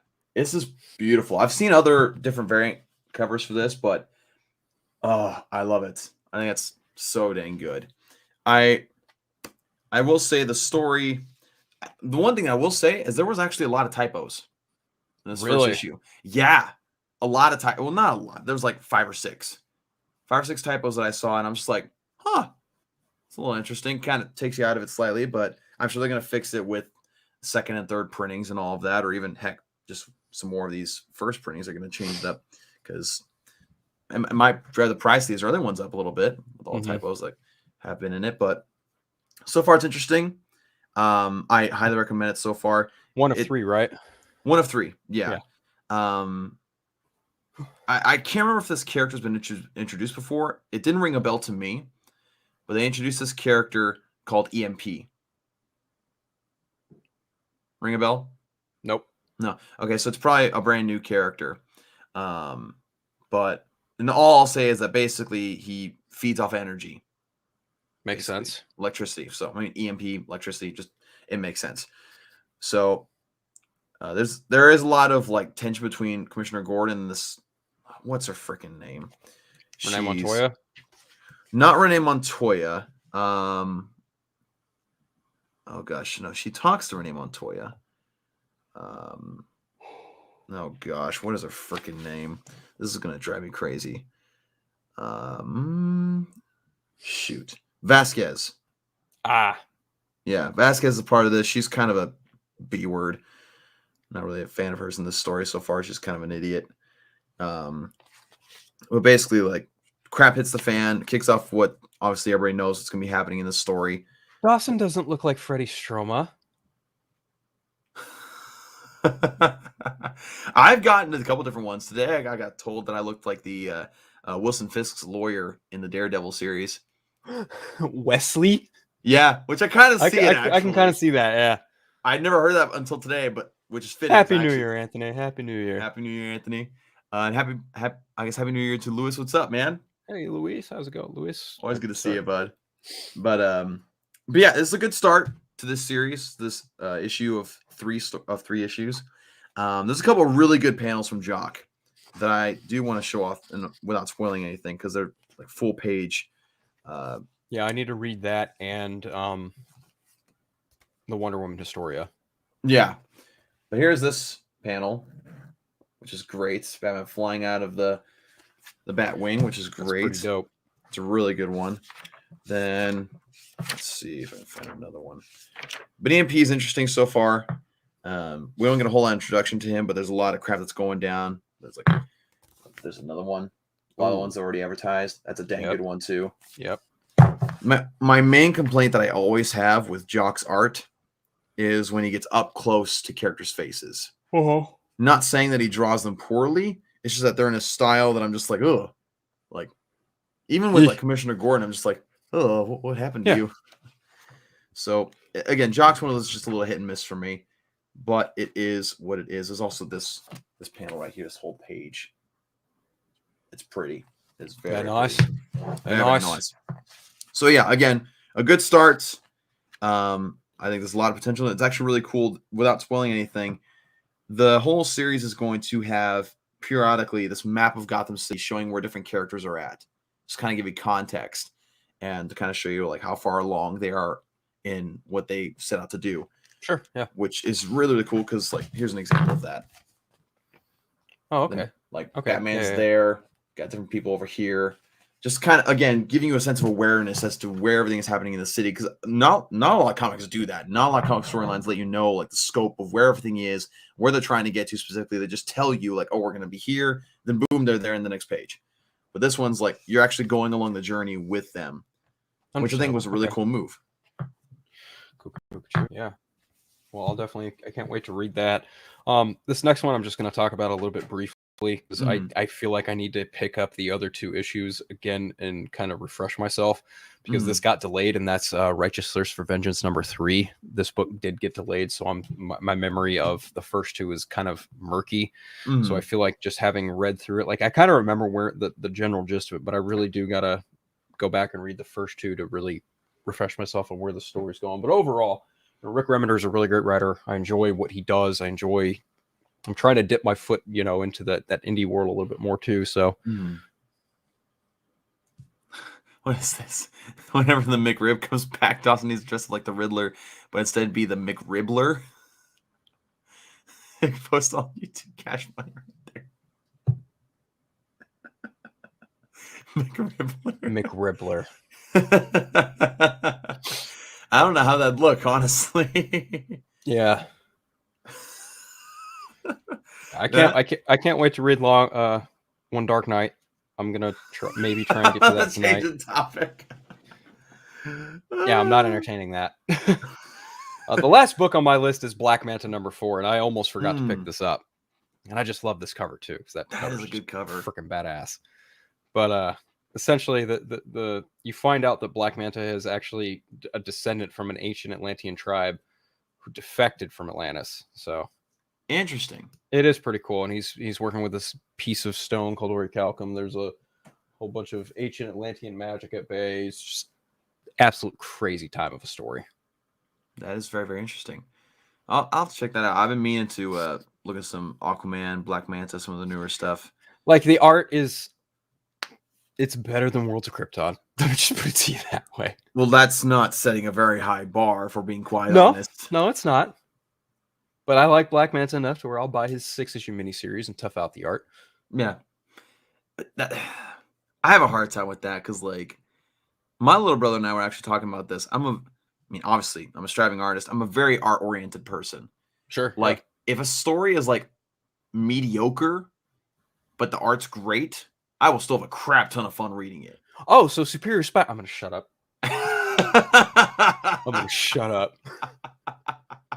Because I know a lot of people who love Superior Spider-Man, and I read the first volume of it, and I was like, oh, that story, but that art. Oh, but that story, but that art. So you lean more towards the story part of it a little bit. So as an aspiring writer, yeah, you could say that. Yeah, no, I totally get that. Like, story is absolutely essential to have a really good story. But it's like, I can still enjoy a mediocre story if the art is up there. I will say, All-Star Batman and Robin pushed that limit for me. Just about to bring that up, because that is the perfect example of really great art with a really mediocre story. I would say it's less than mediocre. It's probably Frank Miller's worst work, if I'm being quite honest. I don't know, Dark Knight Strikes Again is pretty bad. I thought I had more charm in that one than All-Star Batman and Robin did. Like, that's one where, like, even with Jim Lee's art, I had to kind of power through with that one. I was like, "Ooh, okay." See, to me, Jim Lee's art's the saving grace of All-Star Batman and Robin. Dark Knight Strikes Again is just... Although, I did want to talk to you about this on a stream because I did mention this to you in messages. I'm curious to see if that book, All-Star Batman and Robin, would be a little better received had it been illustrated by Frank Miller. It might have been a little better received, not much. It wouldn't have saved it because, like, Jim Lee's art, of course, makes that book enjoyable. But would the tone in the story work a little better had it been Frank Miller's art instead? I think it would have been worse, to be honest with you. Really? Yeah, I do. Okay. Because I've seen a lot of people criticize Frank Miller's art in general. So, yeah, Frank Miller's one of those divisive ones, especially as he got older. As he got older, his art kind of deteriorated a little bit. But I don't know. That's just a thought that crossed my mind after I finished watching that. How dare you, Axel? We all know the answer to that question. Ask your girlfriend.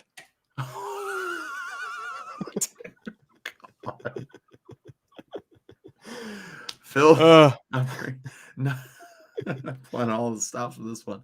Nope. Oh, it's the last day, and I am not putting up with this shit. Okay. It is the last day of the year. We don't speak of Phil's experience watching that film. That's right. We don't talk about that. Oh my gosh. I'm done drinking for today. I don't need to do any more. Oh my goodness gracious. That's funny. But yeah, no, kind of back to my point. Like, of course, story is essential. I can't just simply enjoy any book with good art. I just can't do that. It has to at least be a decent story for it to work for me. But art is definitely more of an important factor for me. Like, because at least with good art, I can imagine more of like an epic cinematic type of feel to it. I can imagine how the shot would go if it were a movie. I can imagine more in my head and just see it move. But if it's All-Star Batman and Robin, it makes it tough. Yeah, that book's just hard to talk about. I remember the first issue, because I have the special edition for the first issue, where it's all the inks and pencils of Jim Lee, which is super cool, by the way. They all look really great. The freaking Vicky Vale's like, I'm going on a date with Bruce Wayne. How cool is that? And I was like, why? Why are you talking like? I think one of the biggest shortcomings of that book is making Batman a Minuteman with Black Canary.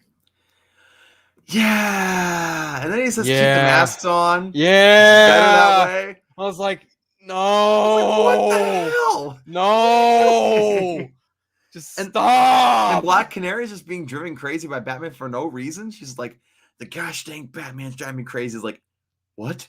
Why? And they paint. They paint. I'm the goddamn Batman. They paint a room yellow. They do, just to fuck with the Green Lantern. And then Robin almost freaking kills the Green Lantern. It's like, I know. Oh my god, Robin almost just kicks him in the throat. Oh my god. Oh. Droga says to me, All-Star Batman and Robin is a comedy. I mean, it's almost weird to look at, especially when like Jim Lee's Batman is like riding the Batmobile chasing down criminals and he's laughing insanely. It's like, what? And the choice of dialogue, like when he calls out the Justice League and he refers to Diana as like the Wicked Witch from Lesbos Island. It's like, my God, Frank Miller, could you be any more just what, dude? What came over you while writing that? And honestly, I think Frank Miller thinks that Wonder Woman's bipolar because Wonder Woman's like chewing out the Justice League. Then she quickly looks back, kisses Superman, and like walks away all pissed off. It's like, what the hell was that all about? You just have to shoehorn in your relationship between Superman and Wonder Woman that you have in other stories? Is that what you're trying to do? I mean, if there's consistency there, the consistency is he had Wonder Woman and Superman together from the go. So yeah, I mean that couple pages with Superman and Wonder Woman and Dark Knight Strikes Again, like where Superman gets her pregnant instantly. Let's not talk about that. I was talking about the Master Race. Master Race is a lot better. Race. Yes. Yeah, Master Race almost beats The Dark Knight Returns for me. Almost. Because it's so freaking good. I love Master Race. It's dang good. Understandable. Frank Miller probably saw these lines in the mirror with a mask and thinks it's cool. I mean, I love Frank Miller most of the time, but you're probably not wrong, Axel. You're probably not wrong. I have no idea what at all transpired while Frank Miller was writing All-Star Batman and Robin, but if it gave us a taste of Jim Lee drawing Batman, I'm cool with it. Yeah. Marcus Cruz says, question, Dawson Phillip. Hey guys, how many days the fireworks last in your country? For example, December 31st to January 5th. In my area, I haven't seen any because I live in a small town. It's like in Northern California where it's liable to fire. Yeah, you don't really have that option there. Well, here's the thing. I wish we didn't, but the thing is, people in California are dumb and they still light them off for a good 3 or 4 days. Wow. Again, I haven't seen any where I'm at. It's a quiet town. I envy you. Most people are on vacation or something. Because they're all gone. We have this place here in Sacramento called Cal Expo, and they always light off fireworks during almost every single holiday, and it's like, get fucked. Jim Lee Frank Miller's The McRibbler Returns. It's going to be the #1 best-selling comic of all time. You know, this is just going to prompt a bunch of fan art from you getting drawn into the McRibbler. You know that, right? This is exactly what that's going to lead to. I welcome it. Fan art's cool. Fan art is welcome. Fan art is welcome. Oh my goodness. So before we wrap this bad boy up, do you have a book of the year for this year of 2021? Let's see. Thank you so much for tuning in, Nerd Cosa Nostra. I'll talk to you next time. One. Again, great guy to talk to about comics. But book of the year for me, I might have to go with Batman the Detective. Honestly, yeah, I loved that book. Again, my headcanon is that it's a follow-up to Frank Miller's Batman universe that he had going on. Because it does work, even though there's some small things that maybe don't line up. But I thought the story was very interesting, how Batman saving people ends up being a problem for him, and how someone can psychologically think of him saving people as killing other people, which I think is a very interesting debate to have, especially when it comes to vigilantism. It's the other side of the coin. Yeah, exactly. It's the other side of the coin. You see the effects of him saving people that maybe don't deserve to be saved, impacting other people's lives, you know? Again, but then you also see what kind of torture and what kind of training a person can set themselves through when utilizing the completely ass backwards way, like total opposite way of which Bruce Wayne utilized it all up until the time he came into contact with Equilibrium. Yeah, true. Good point. And also kind of mentioned our point of Tom Taylor earlier, another Tom Taylor book, Batman the Detective. Yeah, I really wanted to say that Teenage Mutant Ninja Turtles Last Ronin was going to be my book of the year, but issue 5 got pushed back to next year, so I was like, well, shit. And I still haven't been able to get my hands on the second issue at the first, third, and fourth. I think either it's the first, third, and fourth, or the first, second, and fourth. I don't have the third or second one yet. I have to check and see which one I don't have, but yeah, no, I've held off reading that until I get all those. Mm-hmm. So once I do, I'm going to binge read them. I'm very much looking forward to it because the art just looks fantastic. But no, I think just the combination of the art from Andy Kubert, the great story from Tom Taylor, and Anderson's art or Anderson's coloring is not bad either. Brad Anderson. Yeah, Anderson's coloring is actually pretty dang good. Again, I think he also is the one who did the coloring for Master Race. I think that's one of the main reasons why I love this book so much, is because it felt so much like the Master Race continuation. I think he did 3 Jokers too. I think he did. He did. Brad Anderson did do that. Yeah. Great colorist. So I think that definitely is up there. I was hoping that Batman the Imposter would take its place, but it's just barely second place for me. Well, it's probably second or third, somewhere in there. But no, the detective was great. I love the suit. I love the trench coat suit, even though the belt on the outside doesn't necessarily make sense, but it is what it is. Yeah. I think for me, I'm probably just gonna stick with Deathstroke Incorporated. I think that's my book of the year more than anything. Yeah, I still need to check that out. And now you mention it, I'm gonna go back to my comic shop this next week, and I'm gonna pick that up, see if they have all the issues. I'm gonna catch up on reading that. Yeah, it's a fun read. I'm really enjoying it. I can't wait to see where else it goes and what else they decide to do with it. But it is absolutely 110% my book of the year. America crazy when it comes to firecrackers. You're not wrong. You're not wrong. You're not wrong, sir. 29 Spider-Man 2 is actually black. Yeah, again, a lot of Spider-Man stuff whenever something's black. Well, no, it's dark blue. It's a dark blue. And most things, like, because I think you're thinking of the black suit for like the symbiote, because a lot of times they have to draw it with like blue shades, but it's actually black. Yeah, it's dark blue and red.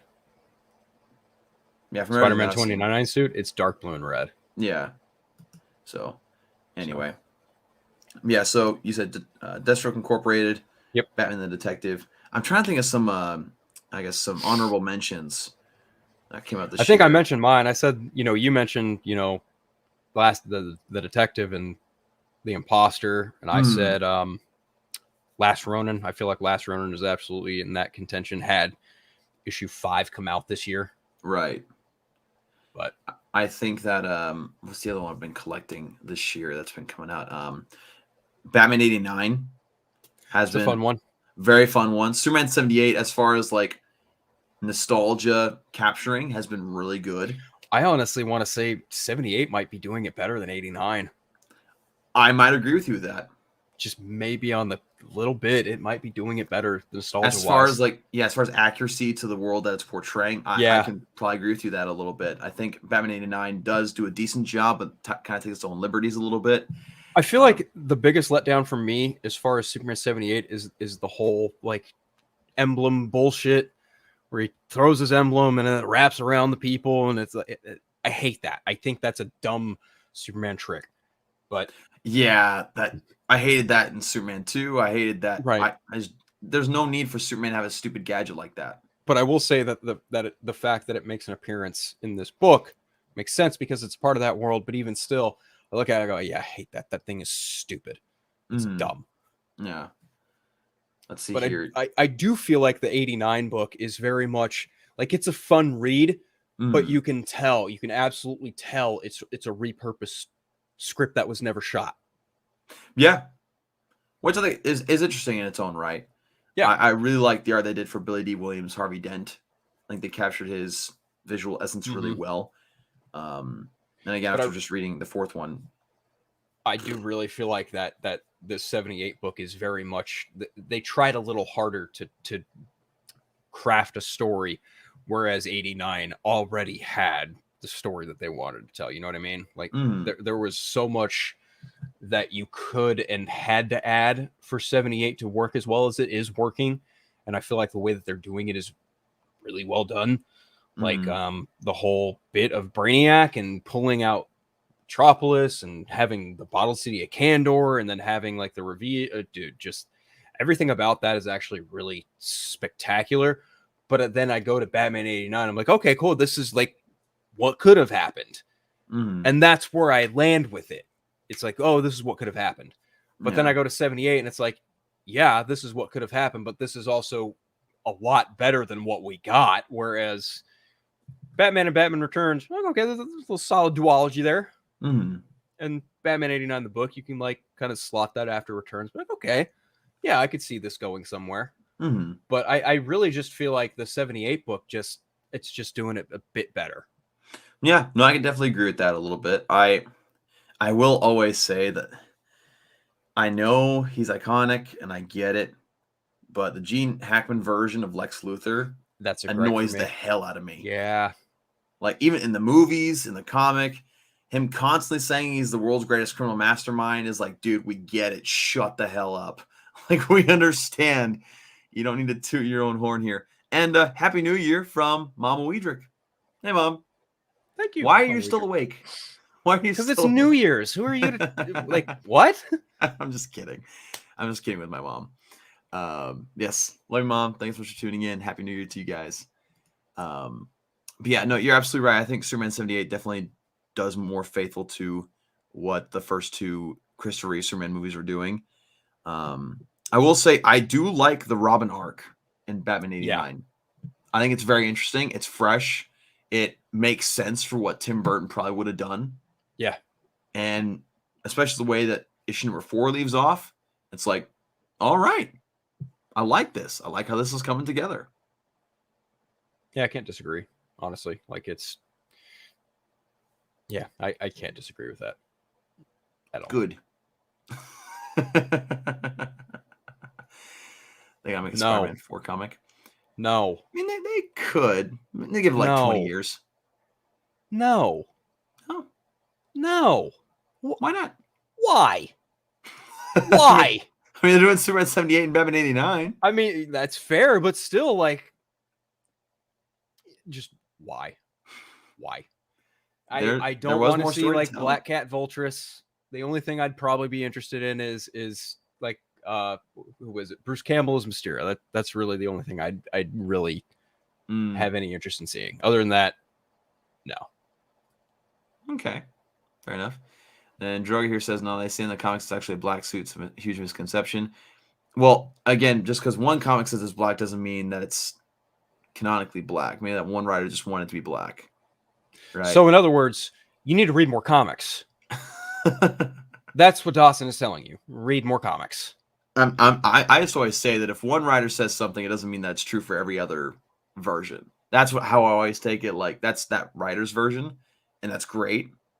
But it's like the same thing with the art for Superman from after he returned when he had the long hair. A lot of artists misconceived the idea of it being just long hair rather than a freaking mullet. But that was just their versions. That's what they saw, and that's what they interpreted it as. Doesn't mean that it was a mullet, right? So similar situation. But read more comics. Because comics are awesome. That's the hashtag. Comics are awesome. I will say another I put another Batman one in here. Another honorable mention for me would be Fear State. It's probably the 4th or 5th for me. Batman Fear State. Okay. From Batman issues 112, 111. Yeah, 111. 111 to 117. Yeah. It was a pretty good run. It wasn't phenomenal. I think Jorge Jimenez makes up for a lot of maybe what some of the story lacks in some places. It did have a really good just Batman Crisis feel to it. Overall, I think it was just a decently woven together story, and I just think it was pretty decent, pretty well done. I like the fact that I was following Jorge Jimenez on Instagram the entire time, like they were putting this stuff out, like seeing all the updates about it, the things that they were doing, which made it a really cool immersive experience with that story. And I'm definitely going to collect the hardcover of that volume once that comes out, because now I have The Cowardly Lot, Joker War, and then I'm going to have Fear State. Of course, I still need to get a City of Bane. Don't have that as of yet. You know, I told myself I wouldn't buy any of Tom King's Batman, and then I went and started collecting Batman Catwoman. I actually don't mind Tom King's Batman from Rebirth. Rebirth has some good moments. I read one issue, bounced. Really? Yeah, read the first issue, bounced. It takes a while to get into it. It's a little bit of a slow burn at first. Yeah. But once you get into the later issues, especially like with David Finch's art, and you get to Gotham and Gotham Girl, they're actually not bad characters. I can't. I don't know what it is. I just can't. All right, fair enough. Yeah, I remember when that was kind of the time where I kind of stepped out because they were doing Rebirth, and it was just kind of getting to be too much for me and where I was at that place in my life. But now that I'm back and now that I'm collecting on regular stuff, I've just kind of consolidated of what I want to read and whether or not continuity actually matters to me. So continuity, I've decided that continuity doesn't really matter to me too much. I like to look at each storyline as just its own self-contained story. And if it connects to something else, great, fine. Right. That's why I enjoy Doomsday Clock a little bit more than you do, just because I see it its own like solo thing, even though it is a little bloated, like you said. That's how I've looked at all these different things. Just their own separate stories. If they connect, great. If not, I don't care. But well, like I always say, canon is whatever your head canon is. Like whatever you consider canon is canon. It's exactly that simple. Yeah. If someone wants to contest you, one book isn't canon. Okay, that's fine. That's prerogative. That doesn't necessarily mean your take on it is any different. Right. But yeah, like I think Doomsday Clock's a really nice example. I feel like that book gets propped up as some giant mainstay for DC continuity, whereas it's more written like a love letter to Superman when it really isn't. There's really just a lot of if you look at like overall of DC Comics continuity, if you try and make that book work in the confines of all of the ongoing DC continuity, I mean, it can and it can't, but there are just things that happen. It can get a little messy. Exactly. And even the ending of that book leaves a thread that is still dangling. Like there's nothing been done with that character. And it's just like, what was the point? Right. But as far as like Rebirth Batman, I think I would suggest, because I got, how many volumes did I get? I got Batman volumes. Where is it at? 1 and 2.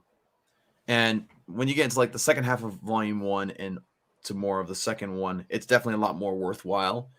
Especially like the panel that everybody talks about where David Finch draws the panel where Batman says like, "Oh, everybody tells me this is it for you, Batman. You die now, Batman. Every but I'm damn still here. time. Yeah, I've seen that. I'm still here." That's a great moment.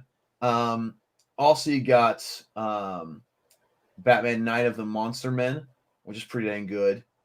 Also, All-Star Batman from Scott Snyder and John Romita Jr. I had the first volume of that. I'm going to collect the rest of the volumes. And I actually want to collect all the issues of that because it's not bad. I mean, with John Romita Jr.'s art, some pretty good work. So I'd say if you do want to try to do it, you'd have to push through the first bit, but I think it's a little worth it later. Everyone tells me the War of Jokes and Hurdles is worth a read, and I'm like, yeah, that's cool. The art looks fine, but I just couldn't get into the way he was writing Batman, which is ironic because I really like Batcat. Yeah. Super ironic, I know. Yeah. I mean, sometimes these writers can be hit and miss. Like sometimes they'll write a character really well, and sometimes you're like, I don't like what you're doing here. Right. But one example of a character that I wish that somebody would write more of, though, we were talking about Dark Knight Master Race earlier, is Frank Miller with Green Lantern. I don't know about that. Because I'll say the only reason I say that is this: the little side story that Green Lantern has in Master Race, where literally he gets his hand cut off and he ends up having like the separated hand, like and he's like in a cloak. I'm not gonna lie, that's one of my favorite looks for Green Lantern is in that book, where he's literally a cloaked figure with his hand cut off to the side, controlling the ring. It looks so awesome in my opinion. I forgot about that. Yeah, you're right. But I can understand some people's reservations about that. But anyway, we are nearing the 2-hour mark, so I feel like this is probably a great spot to put a pin in it, especially considering New Year's is still 2 hours away from me. Dawson is already 1 hour into 2022, so we're really operating on 2 timelines here. Breaking the timeline. Any last words for the last late night pull of 2021?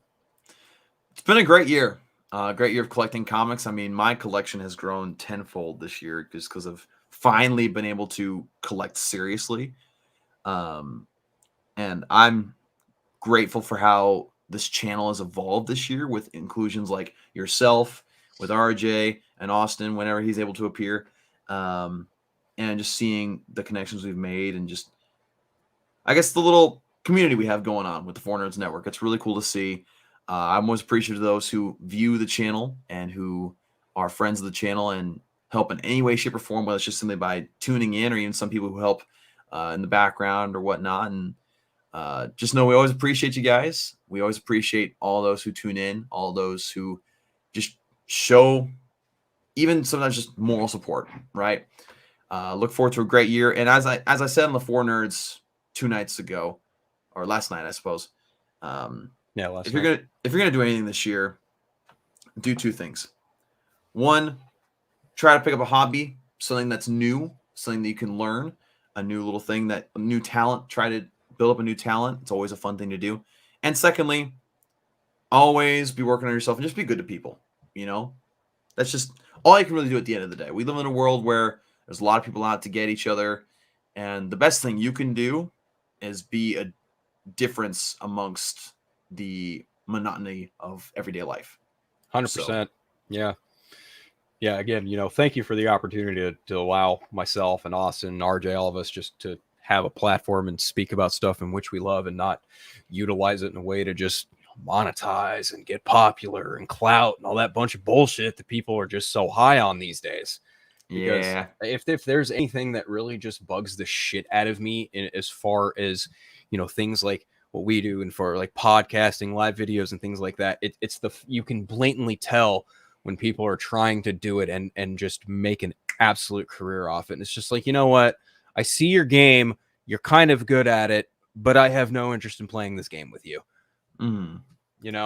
But when it comes to people like you and it comes to people like Andre and Ryan and Anthony. Andre is an exception. I'm just being honest. You guys have your spats, but even still, at the end of the day, all things considered, great group of dudes, great group of people who always have the best intentions for everyone out. And they're not just trying to make a quick buck just by being a dipshit on the internet. Yeah. And that's one thing I'll say is just don't be an idiot on the internet. It's really not hard to be a dipshit. It's really not. It's not. And yet, so what shocks me the most is like the biggest dipshits are the most popular, which I don't want to be a dipshit on the internet, so I guess I'm unpopular. I mean, take it from me, like, stuff will still find you, whether or not you like it or not. Trust me, this past week is a pure example of that. Yeah. But honestly, like, not being, as Philip said, just makes your life easier, and it's just better that way. It's just a better time. You keep your sanity, honestly. Yeah, I mean, we've, at least as far as I've seen, I've grown up fighting with people on the internet because I've spent so much time on the internet because a lot of what I used to do for school was predominantly based in computer science. Right. So yeah, I was, and I still kind of am in front of a keyboard a lot. So yeah, I used to get into like spats, arguments, debates, whatever. And it honestly led to a very like bitter, angry lifestyle. And that's not fun. No. Who the fuck wants to talk to people like that? It took me a long time to get to where I am today and just kind of understand that my opinions are my own and I don't need to just try and expel them as if they are fact. And I used to do that quite a fair bit, but I've really toned it and dialed it back now as I've gone into my adulthood. And, I'm turning 30 this month because we're like 2 hours away from January my time. But what day in January is your birthday? 19th. Mine's the 9th. Yeah. Yeah, that's right. We have established this before. Yes. That's right. Yeah. Cool. January birthdays are the best, though. Although, actually, not if you're in early January. Because I'll say this. This is one of the last things I'll say. Growing up in school would always start back up after Christmas break. On your birthday. Either on my birthday or like 2 days before. So that always sucked. Yeah, me too. Because it was the same kind of deal. School would start like a week or two before my birthday. So, yeah, I can count on my hand how many birthdays in school I had where my birthday was on the weekend. Not very many times. Not very many times. It's a handful. It's never good. And Drogo says he's going to write down our birthdays. Well, thank you. That's fucking weird. That's kind of weird, but thank you. Yes. Much appreciated, man. Yeah, man. You know what else we appreciate? No. You gotta tickle their balls a little bit. That drop, I appreciate a lot. Because that drop is just too damn funny. Oh, my gosh. You know what? Shame on you! That's my favorite one. Shame on me. Oh, Shame on me. That's my favorite one to use in either Ryan or Andre. I don't think Anthony's ever earned that one, honestly. Anthony does a good job of not earning that shame on you clip. I don't think Anthony really deserves it, though. He's never... No, he really doesn't. No. No. I do occasionally, but Anthony won't. Anyway, again, this has been a great year. Looking forward to the next. We have a lot to look forward to. It's not just a signal. It's a warning. Vengeance. Yes. Is coming. I'm so hyped. So hyped. Shri, what is up? You're catching just the very end of the stream. Oh, Shri. Oh, so sorry. It's always gonna have Shri here. But anyway, we appreciate all you guys. You just want to get banned, don't you? You just want to get banned. I can make that happen. I can do that. Just know that I have power. And power corrupts. Power. Absolute power corrupts. Absolutely. You ain't wrong there. And happy 2020, sure. Happy New Year to you as well. Hope you have a fantastic New Year to all you guys. And, we'll see you guys in 2022. Well, we shall absolutely see you guys in 2022. So from us here at Four Nerds, we love you. Take it easy. Be respectful to your fellow humans. Have a great 2021 last 2 hours, or if you're already in 2022, fantastic. This is us signing off.